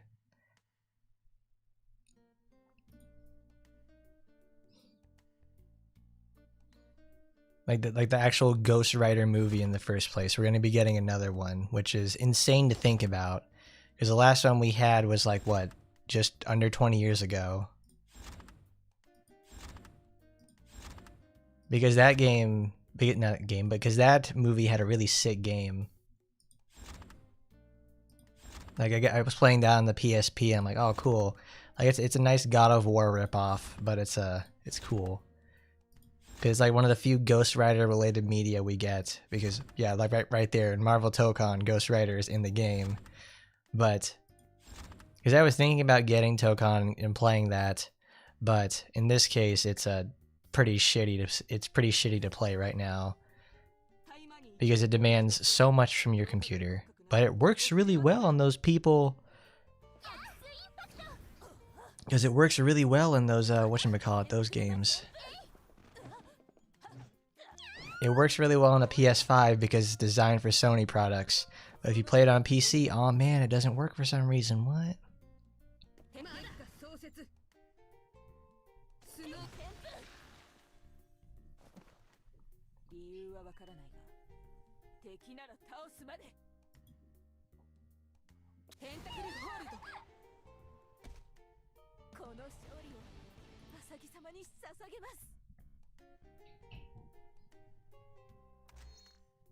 Yeah, that's enough of that. It's gonna take like 30 more matches to do. Alright, let's do challenge arena stuff. So let's talk about Clone Yukikaze. Lange, oh wow. If the #1 score is 95,000, I can only imagine what it's gonna be like to just score enough to get the points. And of course we have Wight, because she obviously has her new gear out. I like this though. I like what they do with this because they have whenever a character gets a new package, they put the character with the package in there so you can play with them in a nice controlled setting. So we got Mjolnir Impact. We got, I love that so much. She does the fucking you can't see me pose, fucking literally John Cena over here. So we have time related. Why are they giving this to her? This is awful. So she'll cap out with this and CD reduction. So lightning summon. So ranged. She have lightning web. Good. Cool. So it's just hanging around and waiting until it pops off. Lightning Punisher. Okay.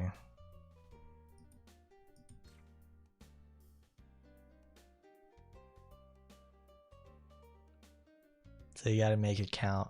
You need to get a good, so yeah, it looks like it's a good freeze. Because you'll be taking the time, you'll reach this. I know I will. The 60 on, 60 off. And then nailing them with it.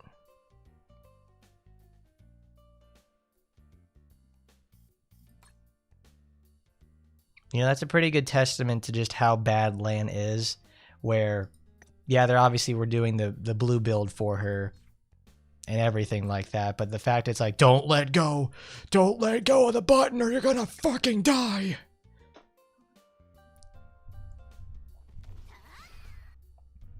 Let's see how this turns out. So we have lightning web, lightning summon, and is it just, it's a triple sider. Okay, because we need to build our stacks up. Oops.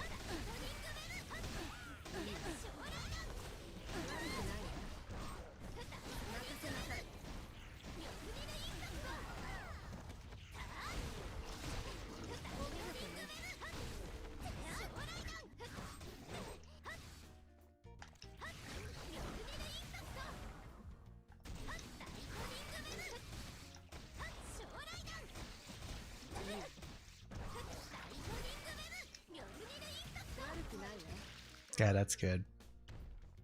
God, she's so fun. 91k, not too bad. We at least scored enough on the first try for it. It's about getting the big freeze and then timing it off. So what do we got? Passive Mirabelle? I see, it's for combo counts. Oh yeah, remember guys, she has more than one skill. So she has the recovery feature for taunting with a decoy with Sandblaster. Antlion Pit for control. And Swole D. Oh, she has the fucking teleport attack. Really? Why? Because obviously the moment you let go of this, the cooldown starts. So it's like, it won't work. What's the call on this? Increases speed. Oh shit, baby. Alright, let's do it. Alright, Sandy Titties, show us what you got.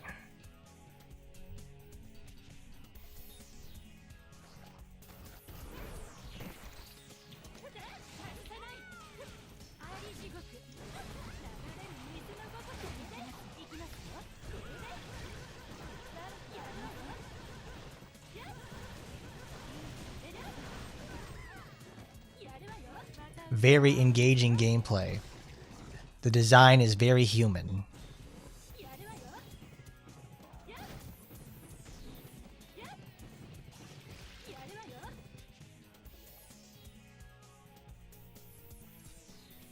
Wow.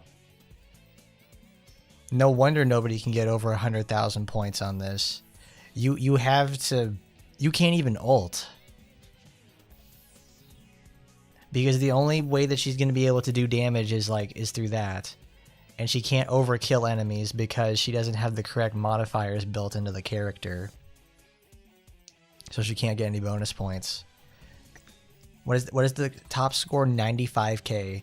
I hit 80k just fucking around. They probably ulted or something. Like they specifically just waited it out to see like if they could get more points. Now this one is a little better. Except for the fact alone that she has the goddamn 3 bosses coming at her. So she's got stinky healing. Let's see, Wool Reverse, that's the dash attack. Yaksha and Poison Golem. That's for speed. Restoration effect, they don't even recover health.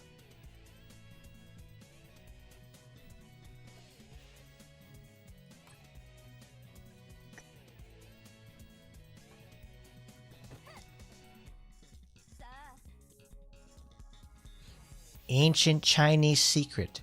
Why have one skill when you could use... Why have many skill when you could use one skill?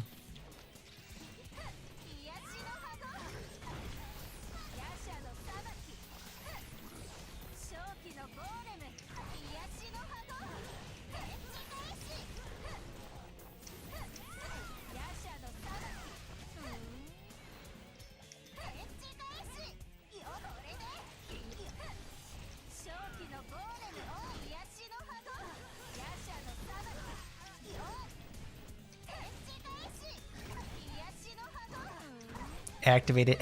Look at he's stuck in the animation, so he's like constantly pushing her.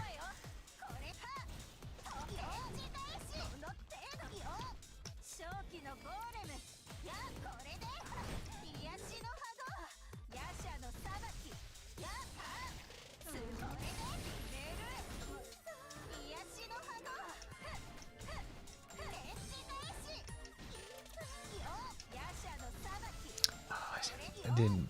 Oh my god, I didn't crit. Come on. Come on, Wight. You got this, girl.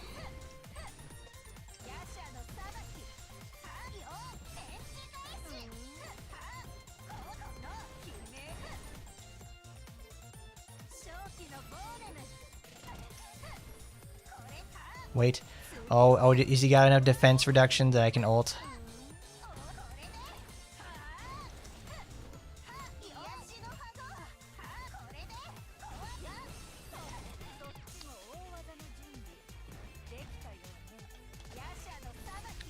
That was not worth it.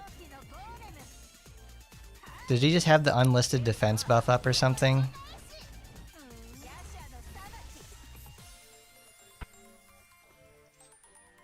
I figured that wouldn't have done anything. Because it's like 73k under. It's like, ugh. Thanks, Wight.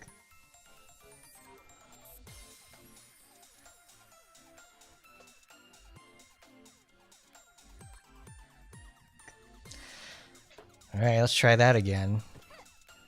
Yeah, it was going really good until it wasn't.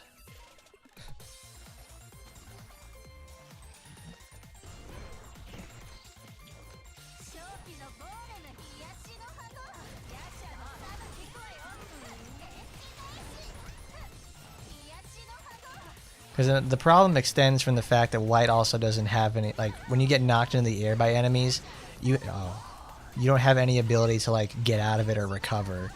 You just get stuck or just keep getting, like, conked into the air. They don't have combo decay.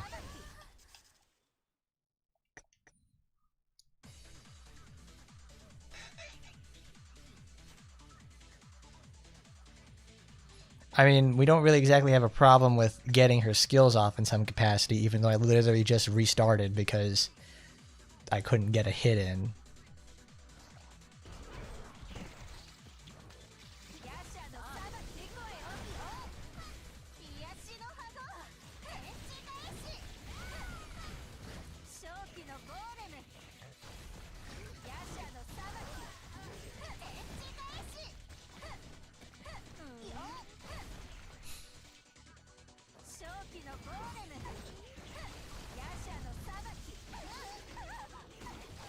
Oh, yeah, there it is. Here we go. Killer, killer, killer. Yes. All right, let's go to work.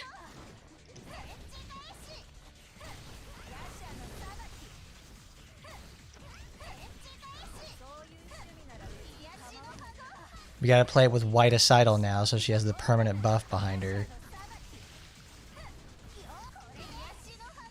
And even then, we'll still lose.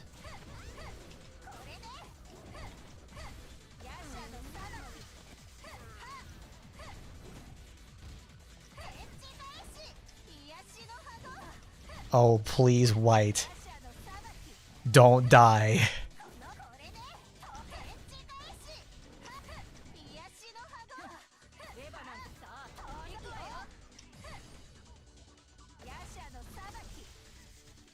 Fantastic. What's that gonna give us?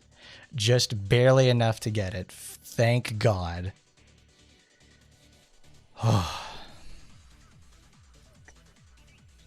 There you have it. It's like, it's an active detriment to have more defense on her because she doesn't get to do that. We barely got enough points too, but it still passed. I want to try Yuki's again because that was actually fun to do. Yeah, they released her in April and it's like, wow, you can do so much cool stuff with her. You can move really quickly and everything. Man, it's almost like she's a good character.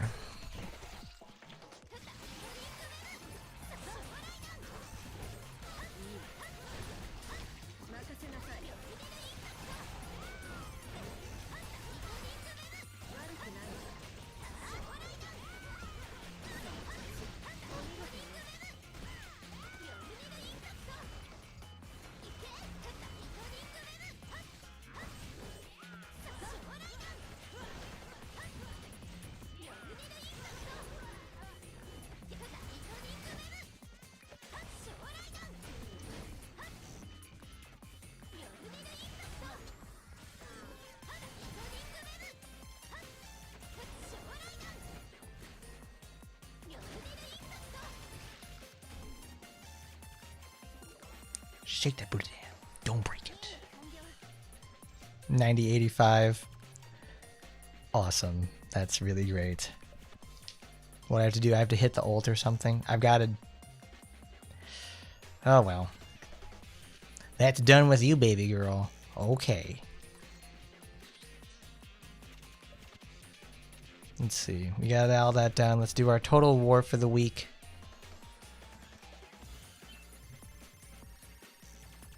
That way we go put on my snare mags.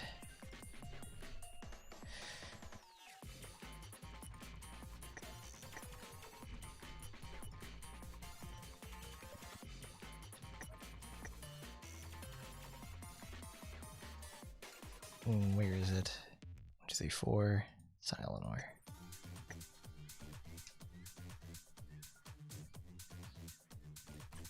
It's probably like what was happening earlier, because I would see when it would have, when Wight would put the HP down, the HP recovery down, and then the slow. I think it's only trying to, it's like something is not reading correctly, because they have, it's trying to pick up, you know, the one slot that has, obviously, what's it called? That slot is reserved for buffs, but it's also reading from debuffs at the same time. So it's picking up like, okay, I'm trying to do this, but also this at the same time.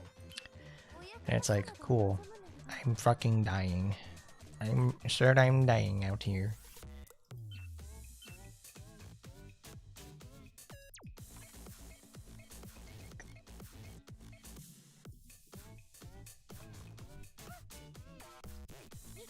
We got cheesed up with Chizu, big gal in town.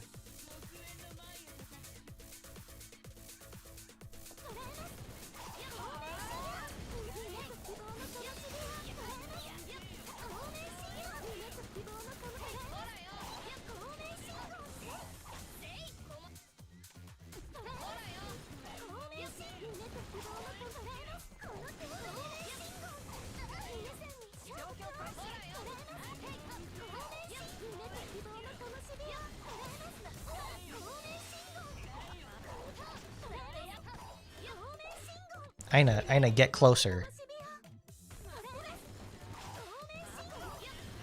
Aina, get closer.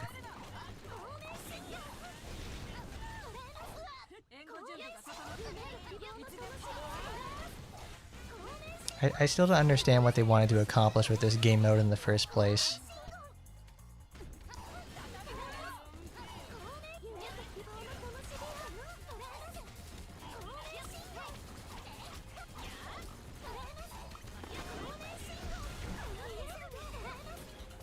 Because I can't control my teammates, and it would just feel like it's a super one-on-one VR. I'm like, I don't get it. They don't give these a rotation or anything like that, because we had like what? We had Edwin for like a year and a half, and we just got Astaroth this year.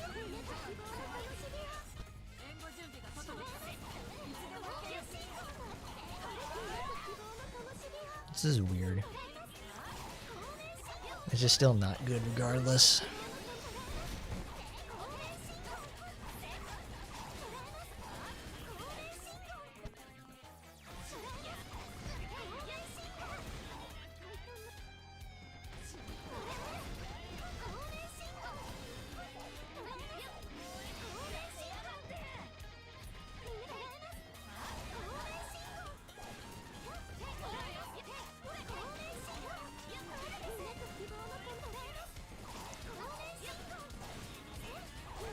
I mean, I think it would be a really fun idea if they gave this, like, you know, like a cumulative HP pool that everybody has to work together, you know, like the entire season. Like this boss has like, I don't know, 26 septillion HP or something, and everybody's got to work together to chip it down, and we get rewards based on how much is left, or like whatever you guys did. But I guess they didn't do that. Good, 205 million. Very good. Very good job, Aina.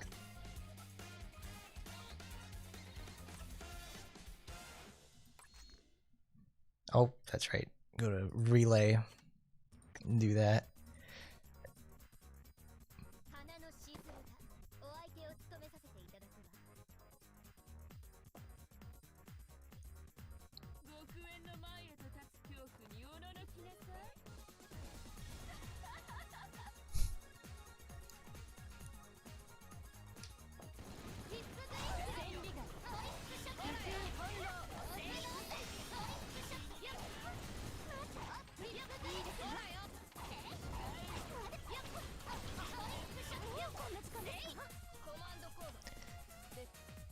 The booby lady, go get him.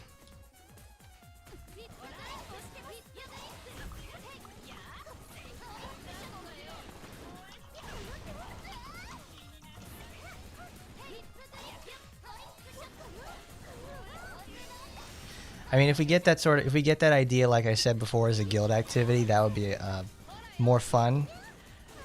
But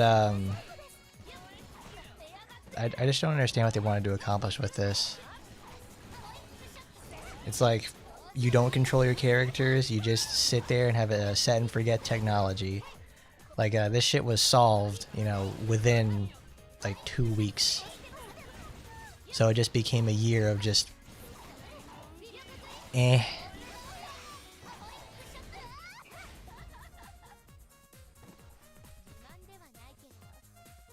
Oh, that was cool. Wow. She actually stood on the pillar and everything. Good job, Shizuru. Yeah, whoop his ass, Daredevil. You got him, buddy. I can see. I can't see, but I can fight. Oh, Icebox. Fuck yeah. Pick those up. Special die amp kit. Nice. Pick those up. I wonder when they're going to introduce LR stuff. I remember when they first introduced nanomachine blueprints, like making these craftable in the first place. And I was just thinking to myself, like, this is what's they're going to do it. It's going to 100% happen that we're going to get some sort of rarity increase in the future.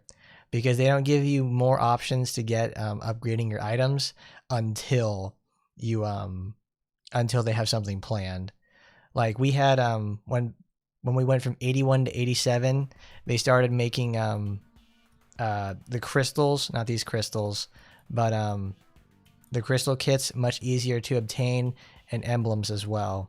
And then shortly afterwards we got 87, and obviously now it's really easy to acquire mirage crystals and everything.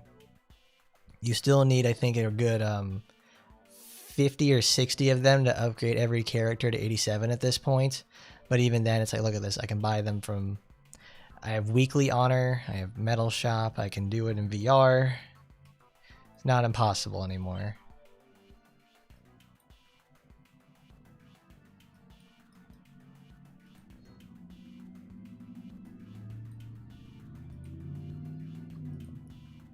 $42 and $6. Because it's like, at least the 6 Mirage Crystals, is like, I don't think I've ever really sat down and bought a Mirage Crystal, and I have 46 of them. I've pretty much gotten them only through the VR shop and VR drops, and that's it. Because they just drop naturally from there. Because I already did mine today. Let's go to the store. Because these are always the best. These are still like the best place ever to get elements. I buy them like every week. Because they're so worth it.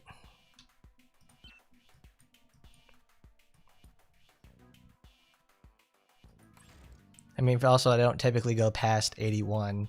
Because you should be pretty much a full-fledged character before 81. Because this isn't like Squad, where going from 5 stars to 6 stars is actually a really noticeable difference. Here in AT, it's actually a very minimal difference. Like going from 81 to 87 is just like, all right, here's a few more stats. You'll be slightly healthier.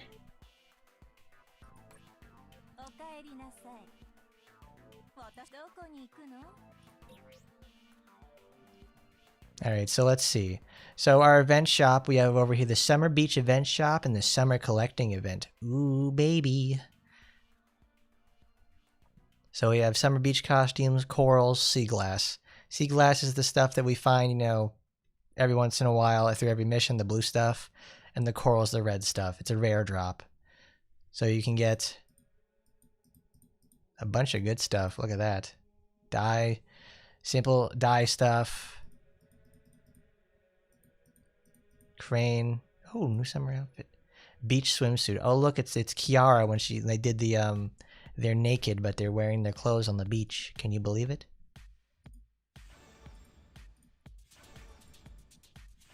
Not too bad. Pretty much you can get it when you farm the entire event. Very cool.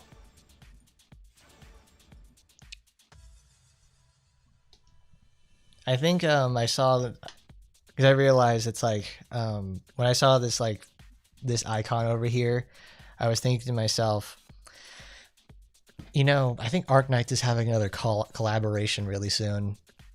I forget what it's with. I know they have the My Little Pony one that's coming out soon, which is just wild that Gen 4 MLP is like still the more relevant one. They're not using Gen 5 stuff. They're using specifically that one, which is just crazy to me. It's just been irrelevant for years. Like, they finished the show, they had the movie, and that's it.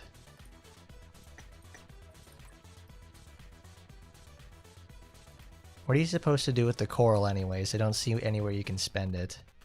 Can I just, like, use it or somewhere? Can I sell it?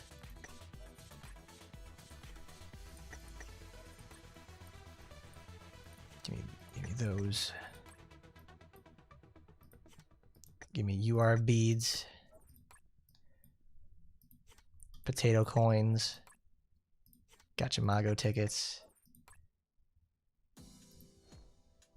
Oh boy, for 350 gems. Which ones do I not have? Nobody that really matters. I don't know, maybe the Anne Rose one would be good for it, but her costume's already passed, so I'm not too worried about it.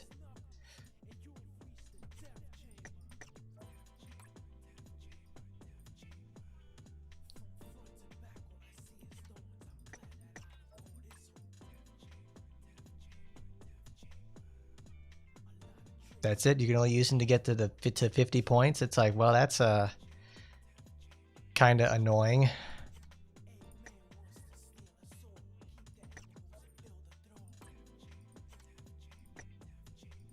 I can only buy 100 at a time. Oh, 50 at a time. Oh, I love it. It doesn't feel totally awful ever. Summer vacation gacha event. This actually ends next week. I like through this entire week I've been so tired I just come home and go to sleep. I forgot that's like they have this daily thing you can do where you can just draw for stuff. So let's see. Oh wow, what a surprise. We're going gambling, everybody. Are we gonna get anything good? Oh, another copy of Sora. I think I can max her out now. My day one supporter that I just don't have full copies of. I don't have her filled, that's for sure. Wow, I actually got something out of it. Incredible. Special mode, event story. Great. Alright. Let's go to supporters.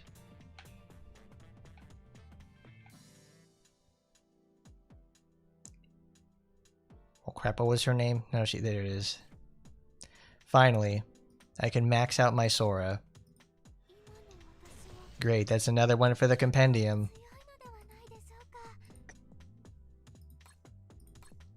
Cool, now I have more fodder for the exchange facility. Look, there's good Wight and then we got bad Wight.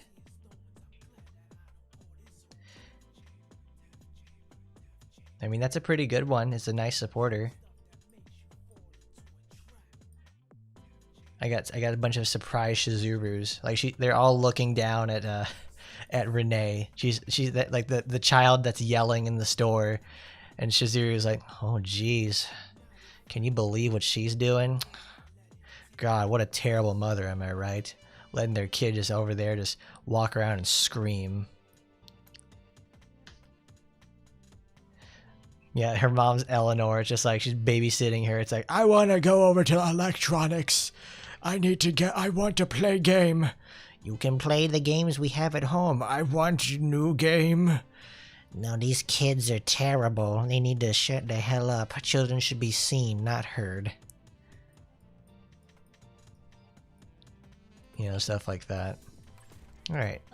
Next up, we'll go over to activities. It's in supporter. There it is. All the way down. All the way down. Can you believe it? It's yellow Yaksha Wight. Everybody pick up this supporter because it's really sick. Bang! Now let's see. If push comes to shove, I could always keep you as my pet. She's a demon, if you didn't know that.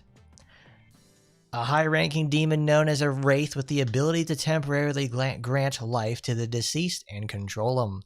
Wight is a powerful one of the revenant knights. Warriors who serve the corpse lord known as the Yaksha. Like vampires, wraiths possess an undying physical form, and they are against vampires while also being hostile to the death wraiths.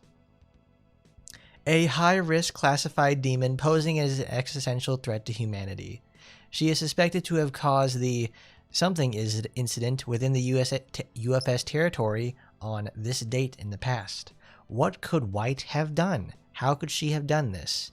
Because this is going to be a story that talks about... This is going to be a very good lore note for Wight, because it actually brings it back to her original days in Taba, where she's actually quite menacing and super fearsome and very cool. She's a bad bitch and knows how to flaunt it around. So let's put the... Taimanin. Thank you, Asagi. Pump up the jam. Okay. Konnichiwa. So let's see what Wight's got in store for us. This white lady. There's another dogged contender. Booba. Scary Booba in action. Part of today's thumbnail. Let's see why this child is hugging her. Was born in a small village within UFS territory. The children gathered at the outdoor schoolhouse located in a vacant lot on one side of the village and are writing down their words or sentences, read by a woman, one character at a time, into their notebooks. Passing villagers react in various ways. Some watch with fond smiles, murmuring, hard at work again I see today. While others show up with open displeasure, muttering, what a waste of time. One of these students at the outdoor schoolhouse, Erina, muttered bluntly and looked at the teacher, Miss Cassia, who was standing at the podium. She continued the dictation test with a bitter smile. Perhaps the other's harsh words reached Cassia too. I remember doing dictation when I was in school. I never thought it was very hard, but some kids didn't.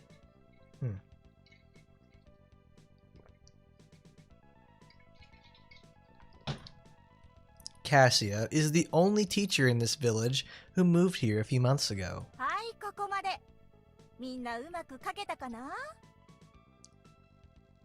After reading the last example and looking around at the children, Cassia clapped her hands and announced that the time was up.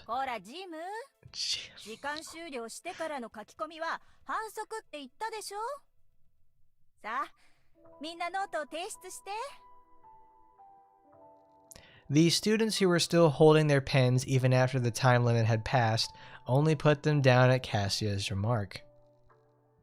Honestly, they're all still children. Thinking so, Erina, who had finished writing first, submits her notebook with confidence.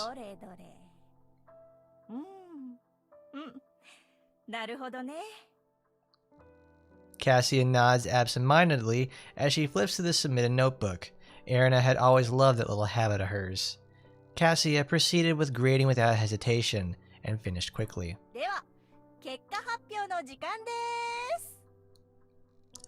The students chattered noisily and Erina looked at Cassia with eyes full of anticipation. The class is lively with students smiling at each other or teasing each other about what the results of the dictation test were. And Erina liked being a part of this. Oh man. This village originally didn't have anything like a school. It's a terribly rural village where the nearest elementary school is several hours by car. So, the children of this village have been learning either through homeschooling or by asking their parents and nearby adults directly. And it was a few months ago that Cassia appeared in such a rural village. Cassia was a pure outsider with no family or relatives living in the village, which made the locals suspicious. It was fair after all.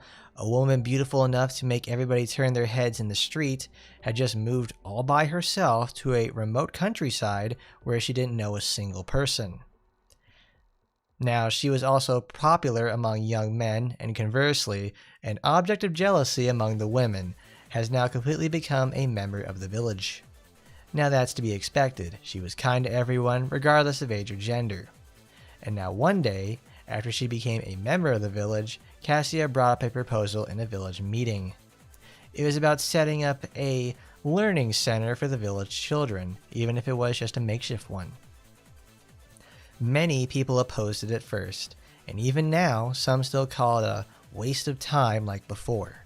But still. Now, it was plain for anybody to see that the children themselves truly loved their learning center and this makeshift outdoor schoolhouse. Now, and before they knew it, class was over and it was time to go home.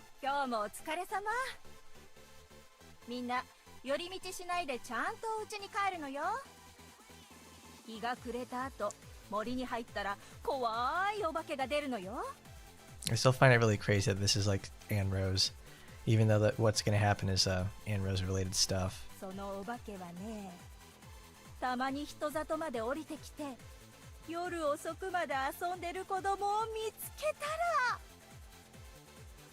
Cassia takes the action of raising both hands and scares the kids.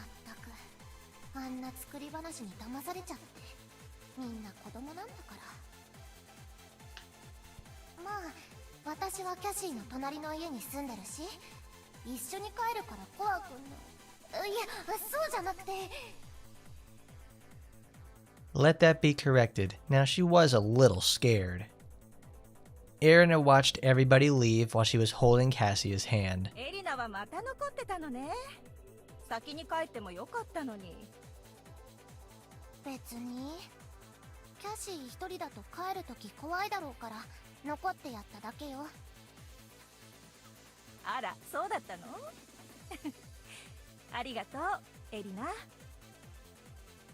Cassia smiled gently and stroked Erina's hair. She loved how Cassia strokes her.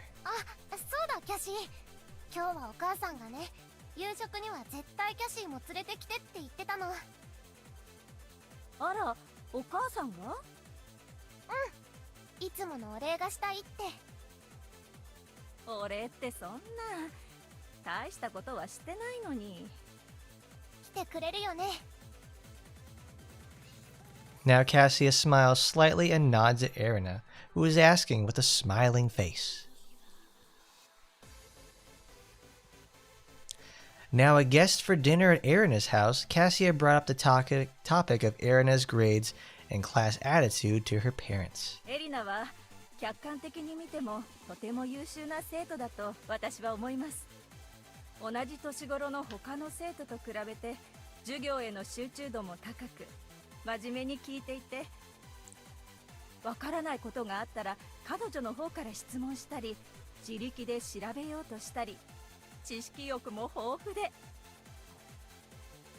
Now, frankly, Erina was just listening to the conversation thinking, I'm being praised. Am I doing well?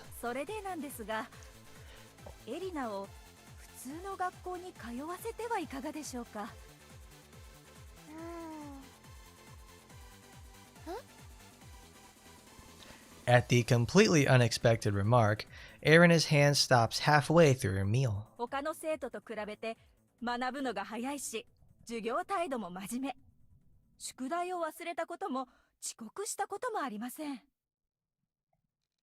Cassia smiles playfully, saying it might be because she lives next door to her.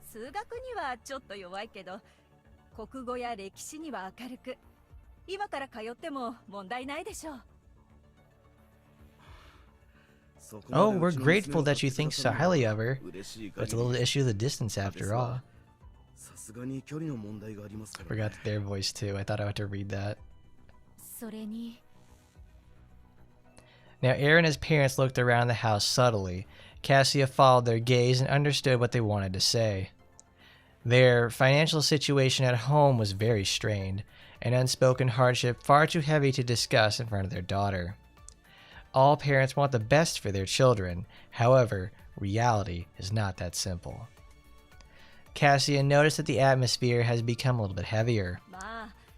一番大事なことはエリナ本人に学校に通いたいという意向があるかでしょうね。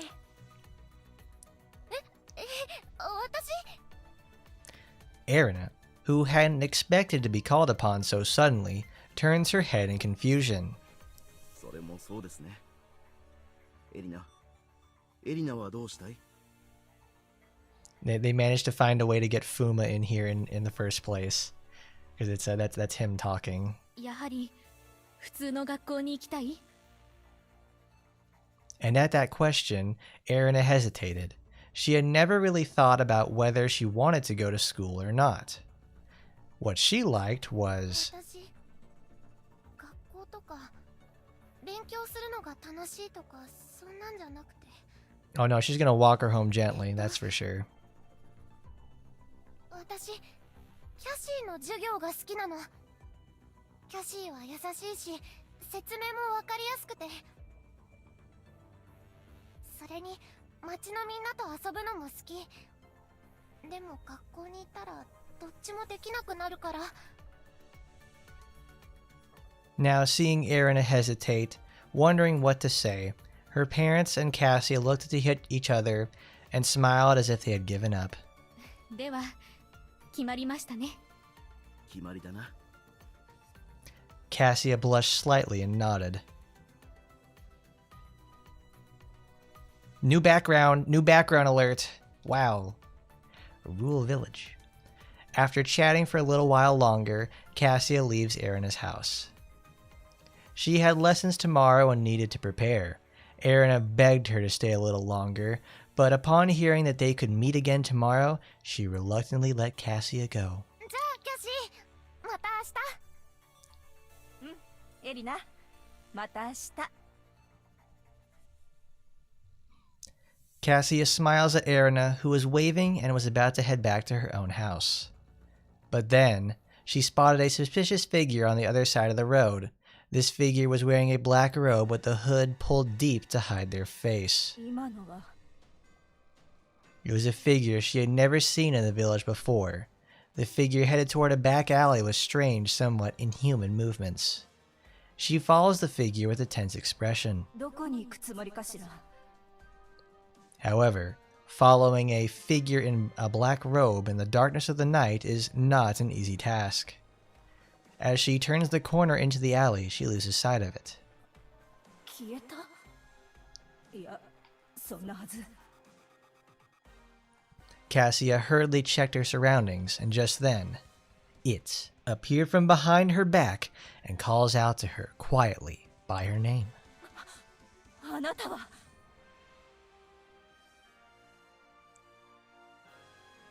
Oh, new background. And the next morning,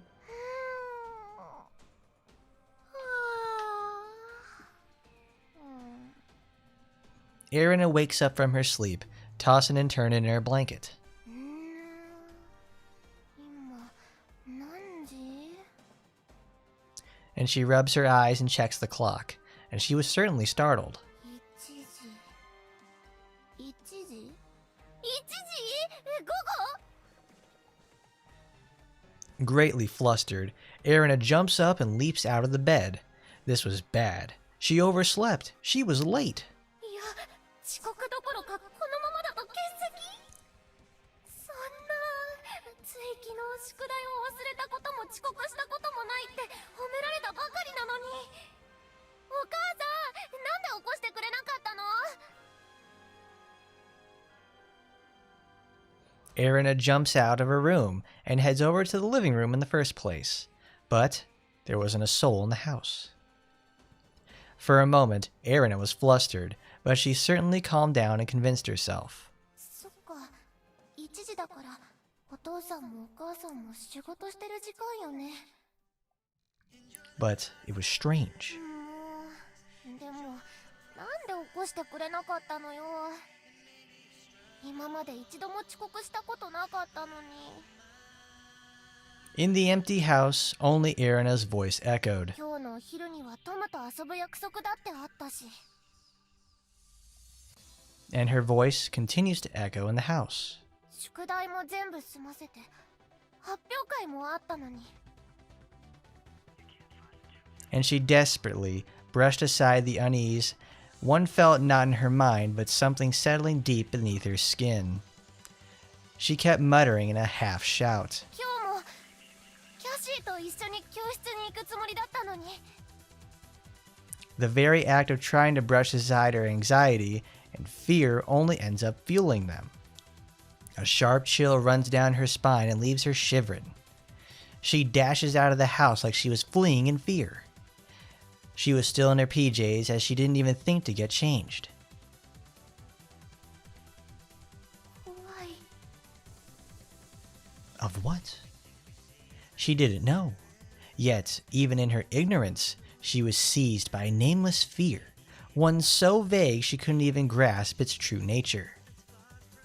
It was not a learned fear, but something far more fundamental, a visceral, instinctual dread, pure terror.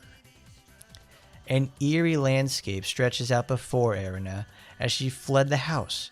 Dark and deeply unsettling, the village was so swallowed by gloom that she couldn't even see a few meters ahead. They chose a very wrong picture for this. Some clouds need like a little low lighting. I understand it's 1 o'clock in the afternoon, but it's could have done a little bit better with that. It was a desolate place, entirely wrapped in yellow caution tape. There had been no mention of such weather in the forecast she had checked before going to bed the previous night. 誰かいませんか？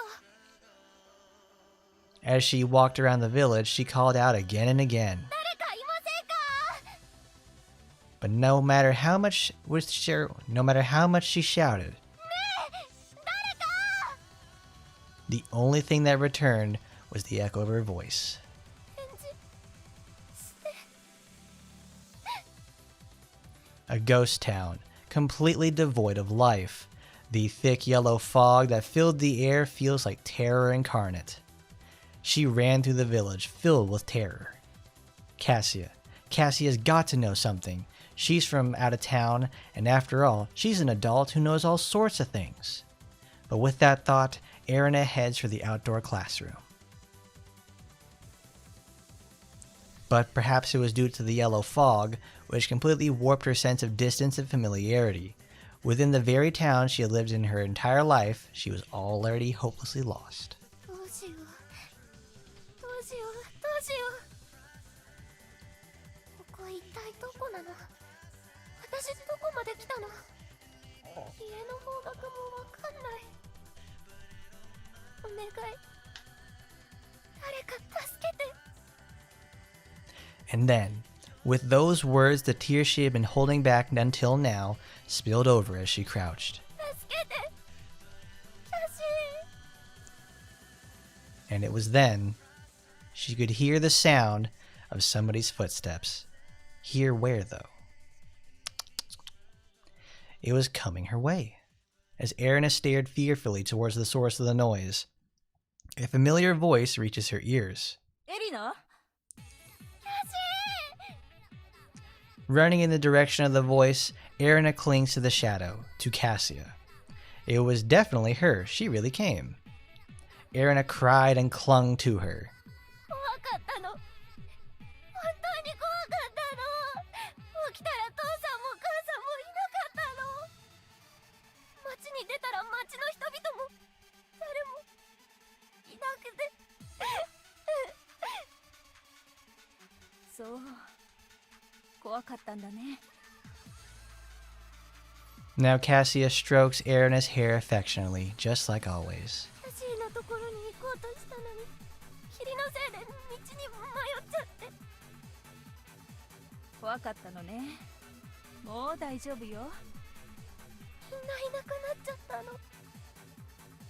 大丈夫よ、エリナ。誰もいなくなってないわ。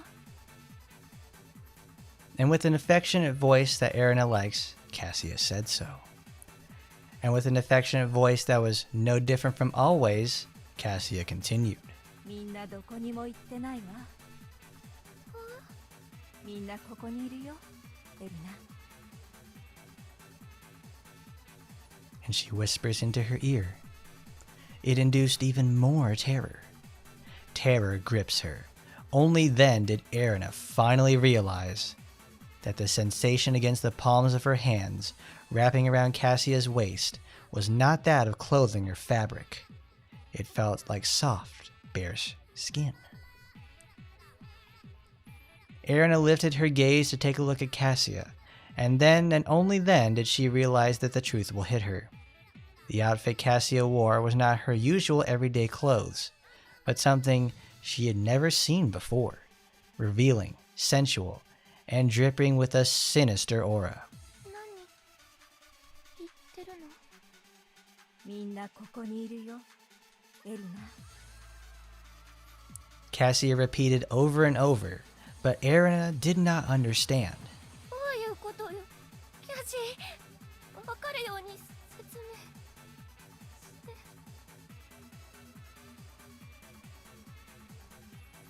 And behind Erina, who was weeping and clinging desperately, a presence made itself known. She could hear the sound of something approaching. She didn't want to look back.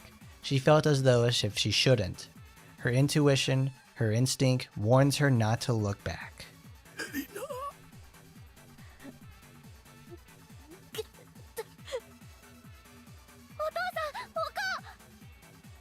When she turned around, there stood the faces she knew, yet was seeing for the very first time.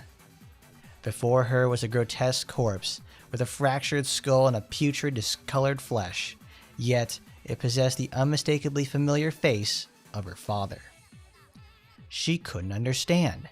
The creature beside him, reaching out its hand towards her, was no different. A grotesque, unfamiliar thing bore the face of her mother. Her mind ran hot with feverish shock. Forgetting even to breathe, Erina could only stare blankly at the grotesque transformations of her parents. Get away. Run. At least you. Don't come. It hurts. Help me. Help me. As her parents drew near, slowly, painfully slowly, wailing in crushed, distorted voices, Erina was left entirely speechless by the horror. Witnessing her like this, Cassia, finally.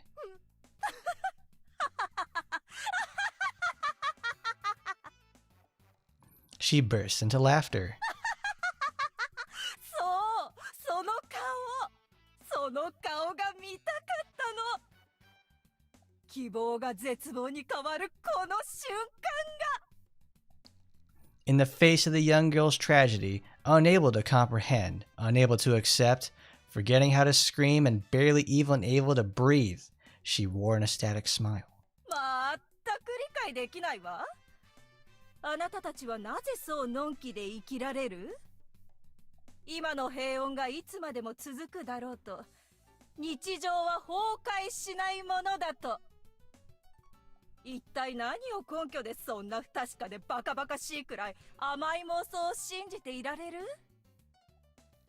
Finally revealing her true nature, Cassia, no, the yellow Yaksha Wight, sneers. Staring at her parents who have been reduced to Wight's zombie horde, her mind dissolves into a chaotic mess of confusion and terror. Erina was unable to properly organize a single word. どうして？だってキャシーは優しくて。 She was kind, loved by everyone, was a member of the village, and yet a friend that became that Erina really liked. そうね。なんでと言われると。 But it was the same gentle voice as always, yet that was precisely why it felt so deeply unnatural, and so utterly sickening. 世の中はそう甘くないわ、エリナ。その真実を教えるのも先生の役割だと思わない？これがキャシー先生の最後の授業よ。 She completely saw red. Before she could even process her own actions, Erina found herself throwing her body towards Cassia. or rather, Wight. Wight sneers at Erina and trips her. あなたが私を殺せるとでも思ってるの？思った以上に頭が悪かったよね、エリナ。Still just a kid, Wight sneers. 本当に大変だったんだよ。虫けらどもの中に紛れ、虫けらのレベルに合わせて暮らすのは。その苦しみ、屈辱。どれだけ忌々しい瞬間だったのかわかる？エリナ。Wight murmurs nonchalantly, her voice carrying the breezy lightness of someone casually complaining, "Boy, what a tiring day." でも、昨日ようやく伝令が来てくれたのよ。この忌々しい生活ともお別れできるって。何のこと？でも、キャシーとして素直におさらばするのは味気ないでしょ？だから、これはあなたへのおき土産。When Wight snaps her fingers, the zombies hiding in the fog rise up and swarm around her and Erina. この子たちには特別な命令を仕込んでおいたの。日没まではあなたに手を出さないようにね。No need to thank me, sneers Wight, and Erina grits her teeth. 日没までは何をしてもあなたに手を出さない。しかしその後は、あなたを食い殺そうがちぎり殺そうが好きにしてもいいってことにしたから。なんでそんなことを？それはもちろん見たいからに決まっているわ。And Wight says to Erina, who is glaring at her with eyes full of despair and resentment. 選びなさい。このままここのみんなと一つになるか、それともどこかに逃げ出して全てを忘れて生きるか。それでもなければ私への復讐心で動く鬼になるか。私のお気に入りは3番だけど、おすすめはしないわ。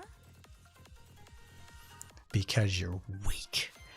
That says Wight as she chuckles, and Erina glares at her. The choices of humans driven to utter despair are usually limited to 3, yet on rare occasions, they make entirely unexpected and highly entertaining choices. あなたはどんな選択を下すか楽しみだわ。Although I'll probably forget this conversation by next week, Wight adds, with a sickeningly sweet smile. じゃあね、エリナ。いずれまた会いましょう。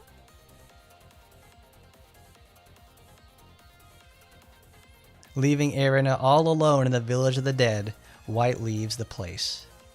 Just as she always did to Erina, she waves her hand lightly. Yeah! There you go. That's Wight core right there, baby. She does this shit all the time. Because she's not designed to be, a good person. She's fucking terrible. That's in like everything that happens too. I always like it when they do stuff like this because it just goes to show, like, all right, we remember we have villainous people in this game. She did the classic she has now Erina is gonna be she's gonna have a Van Helsing moment. Her whole village was slaughtered by the enemy in the first place and transformed into her thrall. So now she has to grow up and become a Taimanin to finally defeat the menace that is Wight.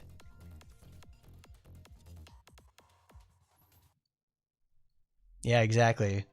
It's a good reminder of every once in a while that these people aren't usually very good. They're still demons. They're still conniving in everything. It's like, can we have? Because it's like there's also Wight's other supporter.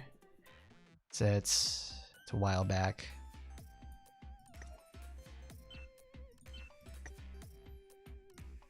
It's around here somewhere. It's before that.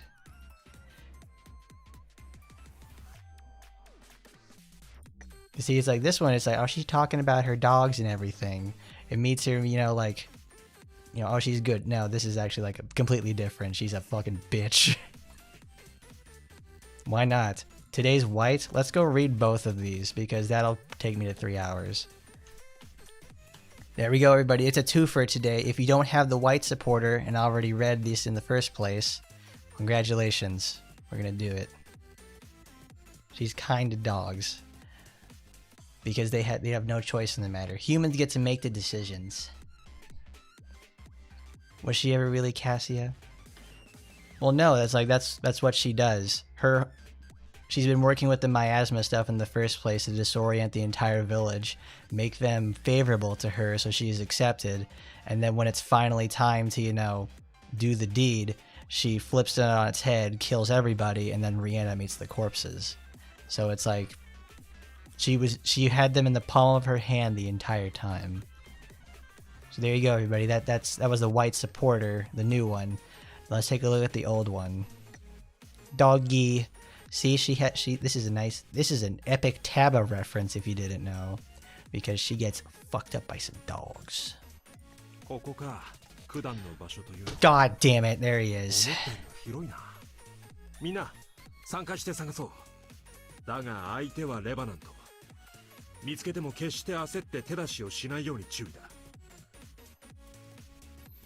Alright, we were in a plain, wide area in Misaki City, because we've received information that the powerful demon Wight kept coming here. Why she was in the human world and here of all places, what the hell was she planning? We gotta find out. But because we couldn't move a lot of troops without solid proof, we had to do some reconnaissance in some small numbers. That's why the team got separated. But there's nothing but empty plain no matter how much we walk. Is Wight really here? We continued the search while constantly communicating and making sure the coordinates don't get mixed up just in case.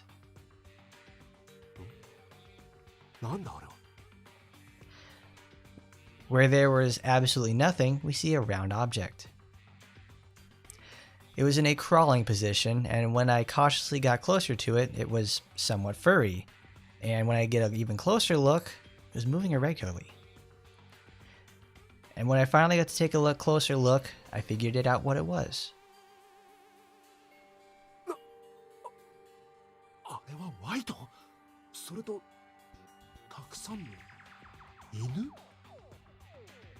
I found Wight. She wasn't doing anything and she was just playing with stray dogs. Bungo stray dogs? Everybody go read that. What is she doing? She's just sitting here, and where did all these dogs come from? And what do they have to do with her? I had a lot of questions, but as the captain of the task force, I sent the coordinates to my team immediately and called a regroup. I gotta keep an eye on her for a few minutes, maybe 10 at least, until the team arrives. もうちょっと私の手は一つしかないのよ。それともドローンワスプで相手してほしいの？よしよし、あなたはそろそろ毛を整えてあげなくちゃね。後でブラシをかけてあげるわ。Contrary to my concerns, Wight was not acting suspiciously, but just playing around with the dogs. Looking at it that way, she seems like any other gal, even making me think that she wasn't even Wight, the revenant. It made me stare at her smile, but that made me not realize that the direction of the wind had changed.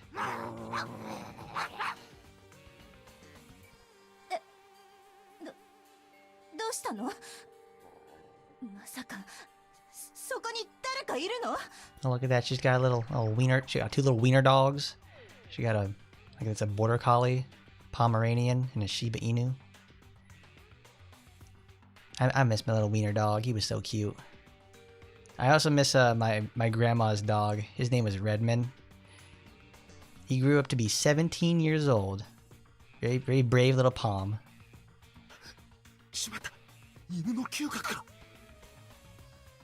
Although altogether the dog starts sniffing and begin barking at where he was at. It's a vast plain here. She's in a crawling position, hiding behind some bushes and stuff. but if you look close enough, knowing something is there, you can spot it easily. あなたはタイマニンのいつからそこに待て、害はない。この通りだ。 You've always been spotted. You're going into an alert phase, so there's no point in hiding anymore. I get up and get rid of my weapons and hold my hands up. In whatever way I get attacked, with my skills, I can't fight back. I unarm myself thinking, as long as she lets me live. いいからいつから見ていたか答えなさい But Wight was not exuding any hostility. In fact, she was blushing and glaring at him. 少し前からだ。確かそちらの犬にブラシをかけてやると言っていたあたりで。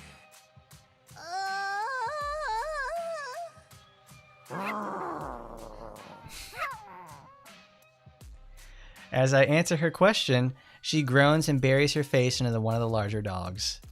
The dogs, thinking that I was making Wight uncomfortable, gathered around her and rubbed her faces on her and bark at me, getting ready to pounce.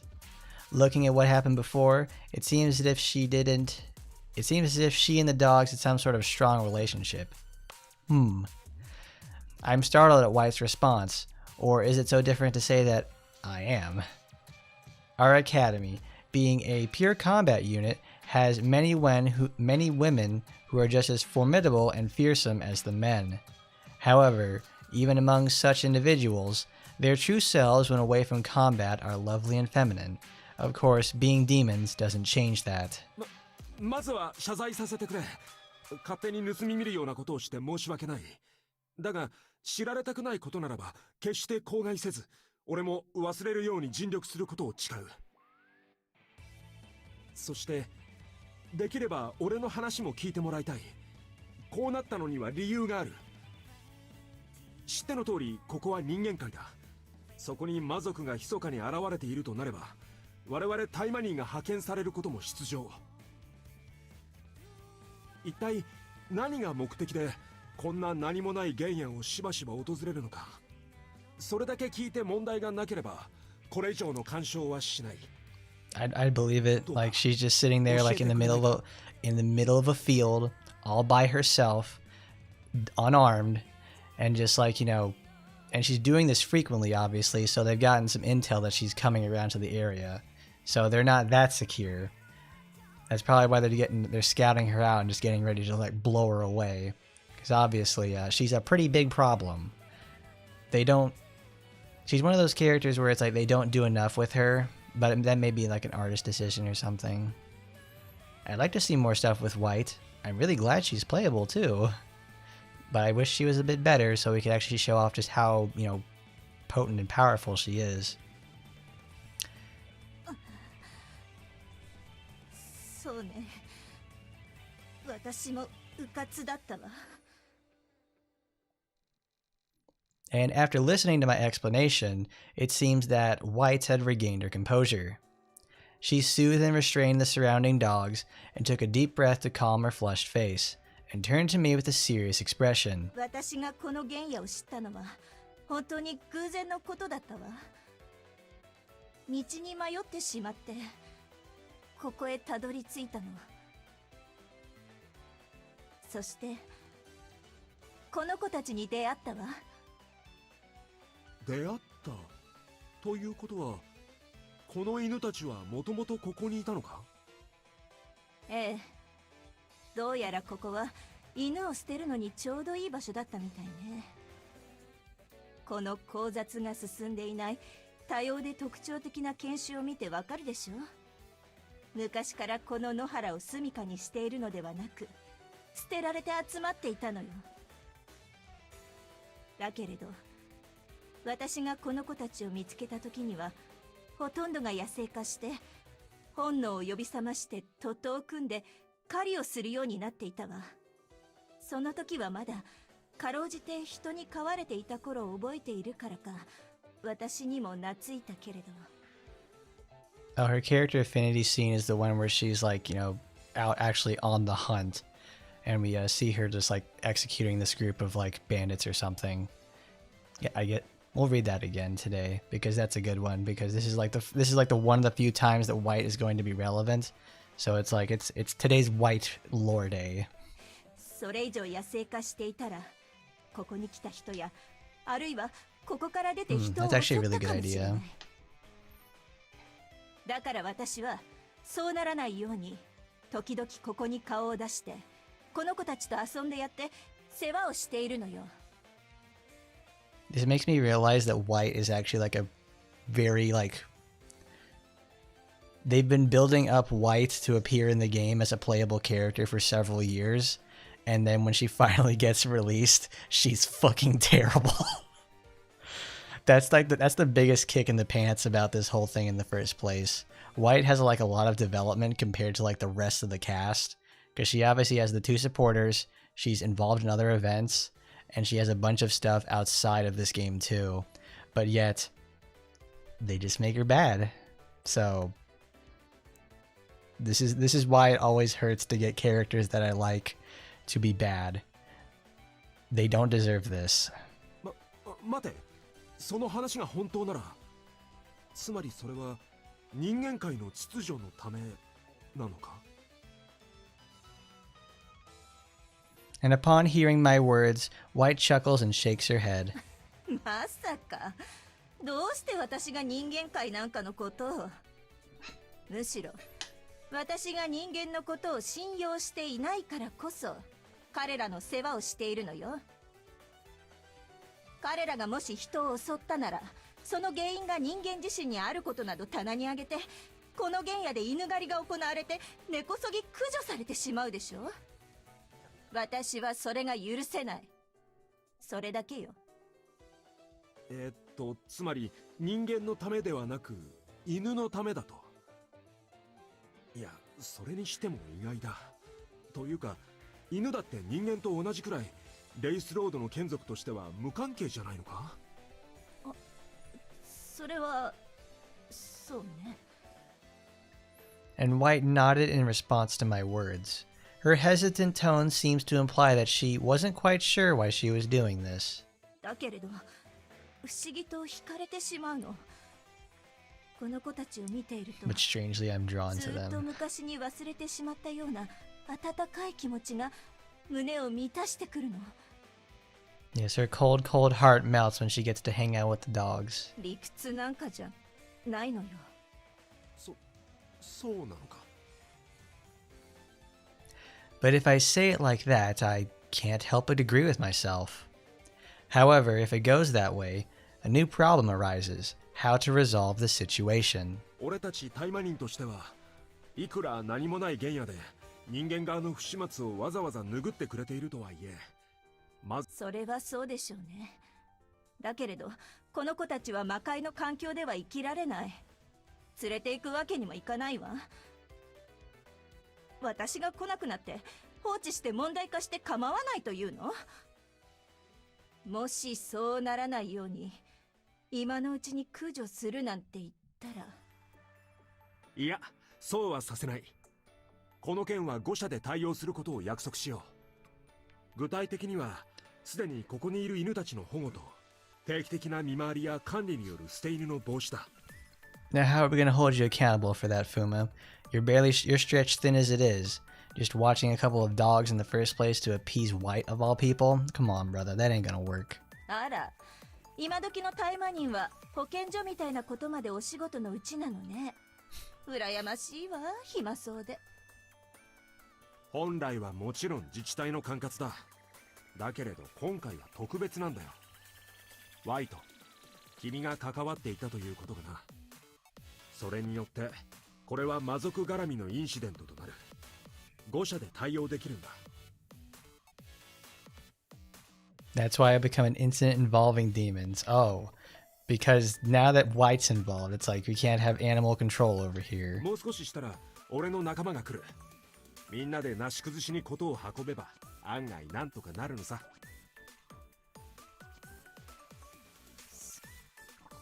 And she lowers her head for a moment, gently petting each of the gathering dogs' heads one by one. わかった。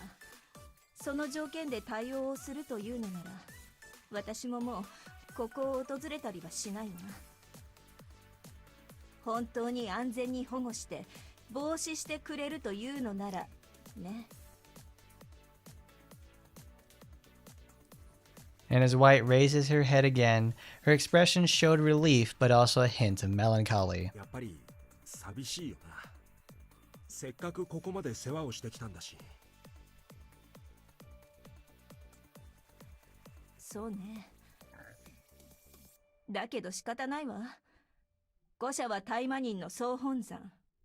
私が訪れるなんて野良犬が保健所に訪問するようなものよ。ところがそうでもないんだ。俺たち特務中隊の中に魔族がいることは知っているだろう。 Demons what, Fuma? Demons, among us even? 俺が許可するよ。いつでも御社に会いに来てもいい。まあさすがに毎日なんかだと困るけどな。え、だけれどそれってもし何かあったらあなたに責任があるんでしょ。私のことをそんな風に信頼してもいいの？これもすべて何かの作戦かも。特務中隊の隊員を舐めてもらっちゃ困るな。もし何かの策だったならその時に正面から対応するだけだ。だとしてもあなたにそこまでする理由はないはずよ。場合によっては敵対していると言っても過言じゃないレバナントのためなんかに。俺も同じだからさ。え？俺もワイトと同じ犬が好きだから。そしてレバナントのためなんかじゃない。ワイトに懐いているこの犬たちが寂しくないように。 Yeah, exactly. Like, all right, Wight, the revenant knight, who is, known for killing hundreds of people at once and then raising them to go lead an army of destruction forward. Yeah, let's have her come and go as she pleases. I understand this is supposed to be like the sort of, it makes a villain character vulnerable. It adds a degree of humanity to them, which actually is really important for someone like Wight. She's not, because all this, up to this point, we've only ever seen her as like, in Taba and other stuff before this. She's a horrible person. She's very controlling. She's also very strong too. But yet she has a side of her to just hanging out with dogs, and she doesn't want. She's pretty much alone with this in this whole setting. But then she finds solace with these dogs. She's not as trusting as immediately as Fuma is, but well, we know how that turned out. Now, isn't it that laying it on a bit thick? It's clear that Wight sees it as a strategy. Wight, surrounded by the dogs just as before, wore a cheerful smile and said, そういうことにしておくわね。 and that's what she said. So there we go. This one is all about, she's got the vulnerable side to her. You wouldn't expect someone that's very chaotic and just born for destruction as her, but there we are. That's Wight for you. One of the better, more interesting characters in the series. Well, more or less, she values their company because they're together. And they're not, all up against her and everything up in her grill, to say the least. So let's go to Wight. Let's read her story again, because we did this years ago. Well, we did this last year. Yeah, this is just the description from her supporter, but put into here. See, look, this is what she looks like. She got a really cool design. I'm very happy that the costume I wanted so badly that Wight to have is her default costume from Taba before she got her second revision, and then that's what they used going forward. I like this. I like her the costume very much, but it's also the fact of you can have both because she got the funny man-eater boobs. I don't know. I just like Wight. She's got a good design. She's also a very compelling villain. Oh yeah, this is it, because I remember this is the what I made the thumbnail for the video, Revenant Knight, and I made it sure I did a layering effect to put her in the front and the words behind her, like for mightening, and I made that one. All right, well we'll do that. We'll read all of Wight's stories, at least the one that's immediately accessible, because this is the one where the orthodox. In a desolate car, I think that's like a good idea. This is a good idea though. Like whenever someone gets a character package, we'll have like a big lore situation. Like if they've been featured in any other supporters, or they have other versions in the past, we can go read them, and then probably like take a look at some of the character stuff as well. Because I think next we've already covered Ragnarok. So, but this one's different because it's Wight. She's legitimately bad. Anyways, in a desolate cargo bay somewhere in a port city, the human world. Tonight, in a place where no human presence could be found, someone's rough breathing could be heard. It was a demon running, a male one, with wounds everywhere. Oh, I remember this. This is gonna be good. So his clothes were torn in places, and it was obvious somebody was chasing him. That life-threatening scene of his escape looked desperate, as he breathed raggedly, almost ripping his own throat out, but didn't stop running.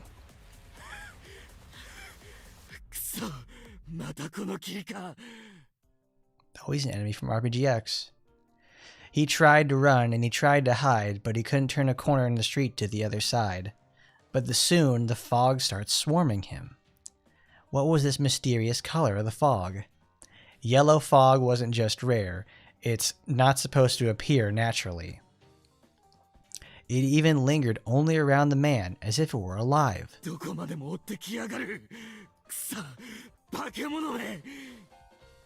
He tried to control his breathing even for a few seconds, then ran through the cargo bay like running through a labyrinth. It was to confuse his chaser even for a little bit, which would increase his possibility to escape. But the yellow fog keeps chasing him. It disappears when he runs, but appears as soon as he stops.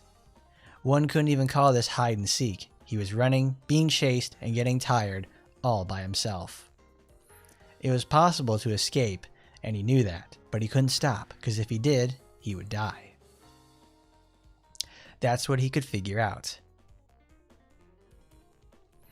And due to the acts of the high-ranking demon, Astaroth, after she let the video exposing Nomad's evil deed go viral, Nomad's global influence was falling apart. Companies and skilled people who were once under them were leaving. The organizations that were associated with Nomad were showing movements of a growing independent with money and power amidst the chaos. And the man who had run out of breath with a sore throat, running through the darkness of the night, was one of them as well. He was originally a general affairs manager for a smuggling organization. He had kept his smuggled goods in the very cargo bay he was running, and he sold them secretly to earn money behind Nomad, and he had completely gone independent by hiring mercenaries with it. Because he had experience in management, he was certainly taking his share of the money. When Nomad's influence grew weaker, he acted fast and got his freedom as a result.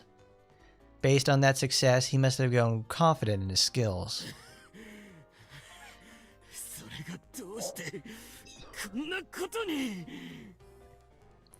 He remembered that everything was perfect when he first went independent.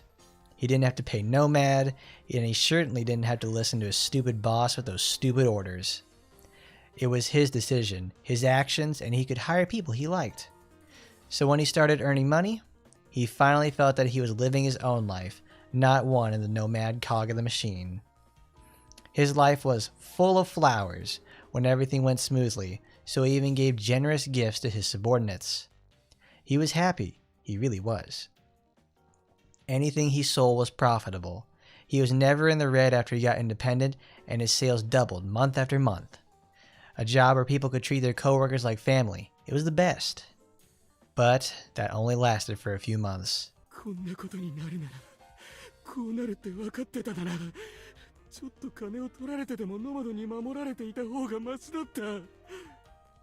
The The man ran desperately, muttering while he was crying. The first to be killed were his bodyguards, who he had hired for the first time with his own money. The other co-workers, who were like family to him, were also murdered. あの女レイス族 A woman under the corpse lord was responsible for the sudden attack. Yes, a woman. She was a cold-faced beauty with a slim body, and her arms were half the size of the bodyguards. But they were killed without even time to resist. Torn apart and killed, shredded by an overwhelming violence unimaginable in the difference in size. And he ran so far away while his co-workers were being killed, saving his own life. But he couldn't accept the fact that people he considered family were all killed, and it broke his heart. ノマドと資料卿の勢力は水面下ではよく同盟関係だと言われるくらい密接に動いていたって聞いたことがあるな。これはノマドが資料卿に依頼して離反した参加組織の断罪を代わりに行ってるってことなのか。 The man thought this while running. It wouldn't look good on the outside if a megacorp put pressure on an organization that betrayed them. That's why they requested the execution of a betrayer to a black organization in good standing without showing it on the outside. It was only his speculation, but it didn't seem illogical. But still, this was too out of the blue. A monster that seemed to be top class among the wraiths, attacking a small company and killing everyone on the spot. そりゃそうだよな。俺たちみたいな無名企業を潰すのにレバナントなんて大物が動くなんて考えられない。 He ran and ran and ran through the maze of cargo and exited in an alleyway. Turning the corner again after a series of complicated streets, he finally stops. 追いかけっこは終わりか？ There she is. レバナント。ワイト。 As the man spoke the name, the blonde female knight, Wight, inspects him as if she didn't care about what he just said.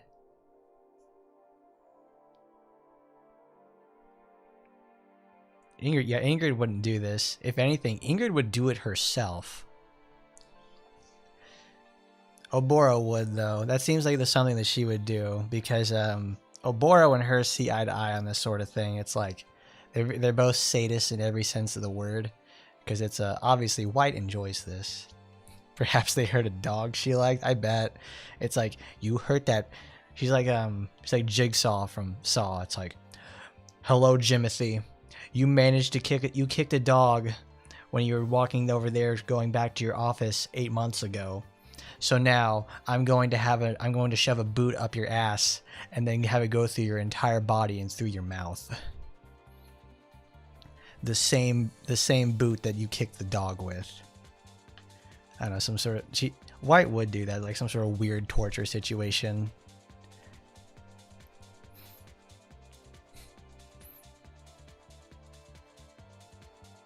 Yeah, he runs like a puppy mill or something like that, where the dogs are treated horribly and everything. That's what you do, is like, you know, just like being paid for work or whatever, and then Wight's just like, oh, you're running a puppy mill, you're treating these dogs terribly. Oh no, you're done, bro. I'm gonna go over there and do it myself. I'll do it for free. This man needs to be stopped. But anyways, her eyes were cold. It was as if she wasn't even looking at a living being. It was as if she was looking at walking garbage. Like she was inspecting an object in front of her, and those very eyes were enough to make the man sweat. Yeah, Wight's just John Wick. She even has, well, she has someone like the hairstyle, but she's more like the Cameron Diaz in Shrek. At the same time, the fog, which had appeared in front of the man countless times, flowed again. To be exact, it was a miasma that looked like a fog, and one that Wight controlled.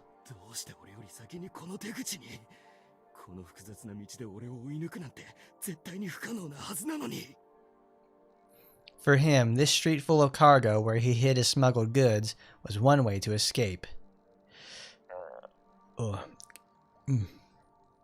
Containers that made a labyrinth, structures and traps that don't appear on a mobile device map, and can even fool the senses of a dog. Oh. ありえない。どうして俺より先に。 The man was sure he could escape by using the geological advantage he had, but Wight caught up to him. Even worse, she knew which way he would take to exit, and she went ahead of him. どうやって先回りしたんだ。そんなこと絶対に不可能なはず。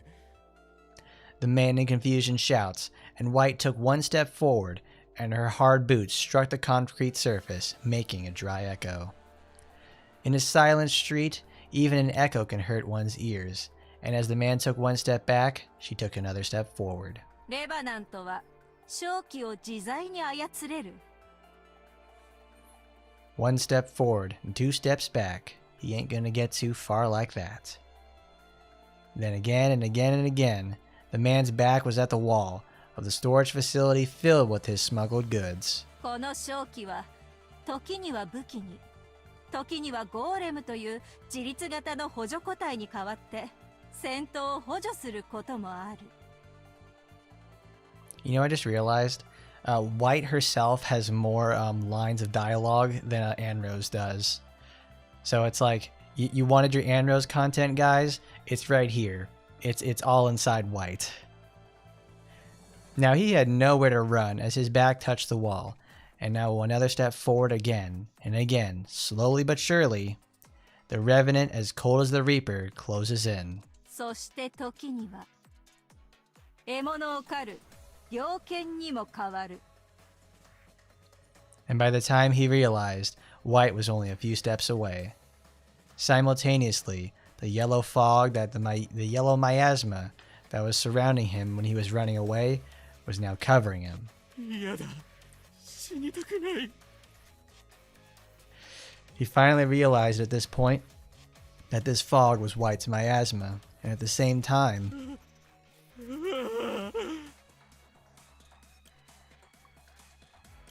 just as she had told, from the yellow miasma, where there was nothing, it appeared.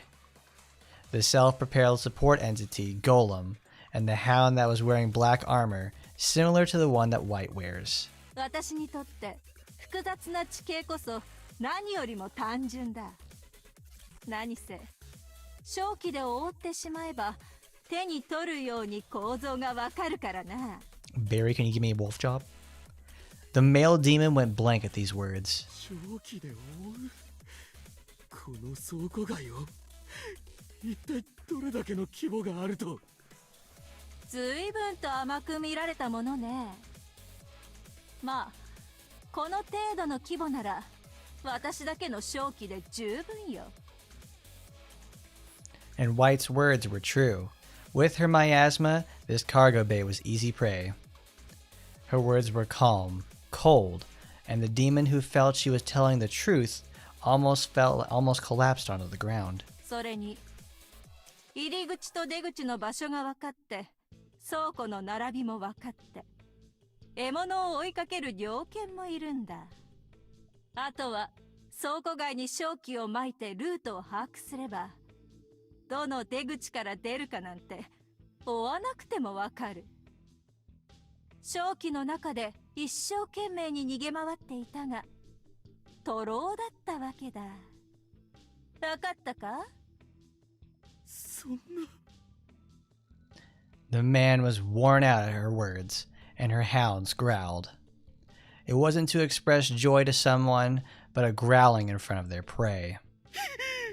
さあ、狩りはもう終わりだ。ああ、嫌だ。死にたくない。助けてくれ。ノマドが出した報酬の倍、いや、3倍払うから、助けてくれ。見逃してくれ。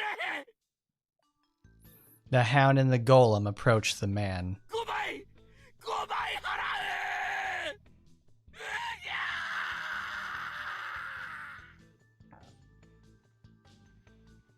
まったく、こんな簡単な仕事に私を使うなんて何を考えているんだか。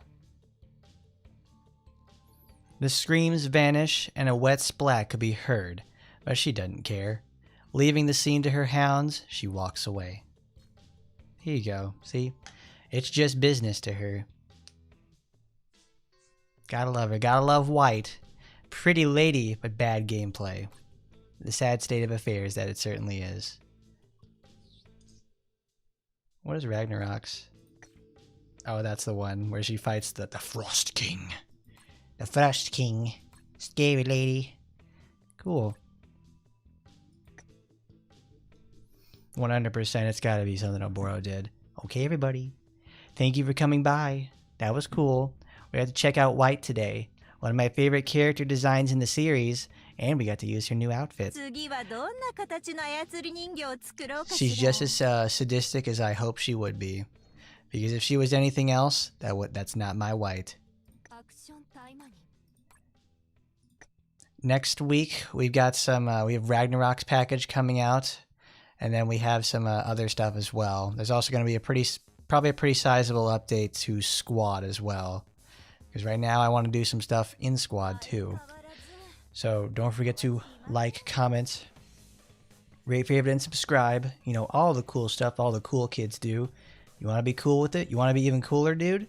Go over there and join the Discord. It's in the description of the stream.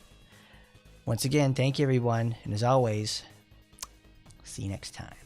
Goodbye, everybody.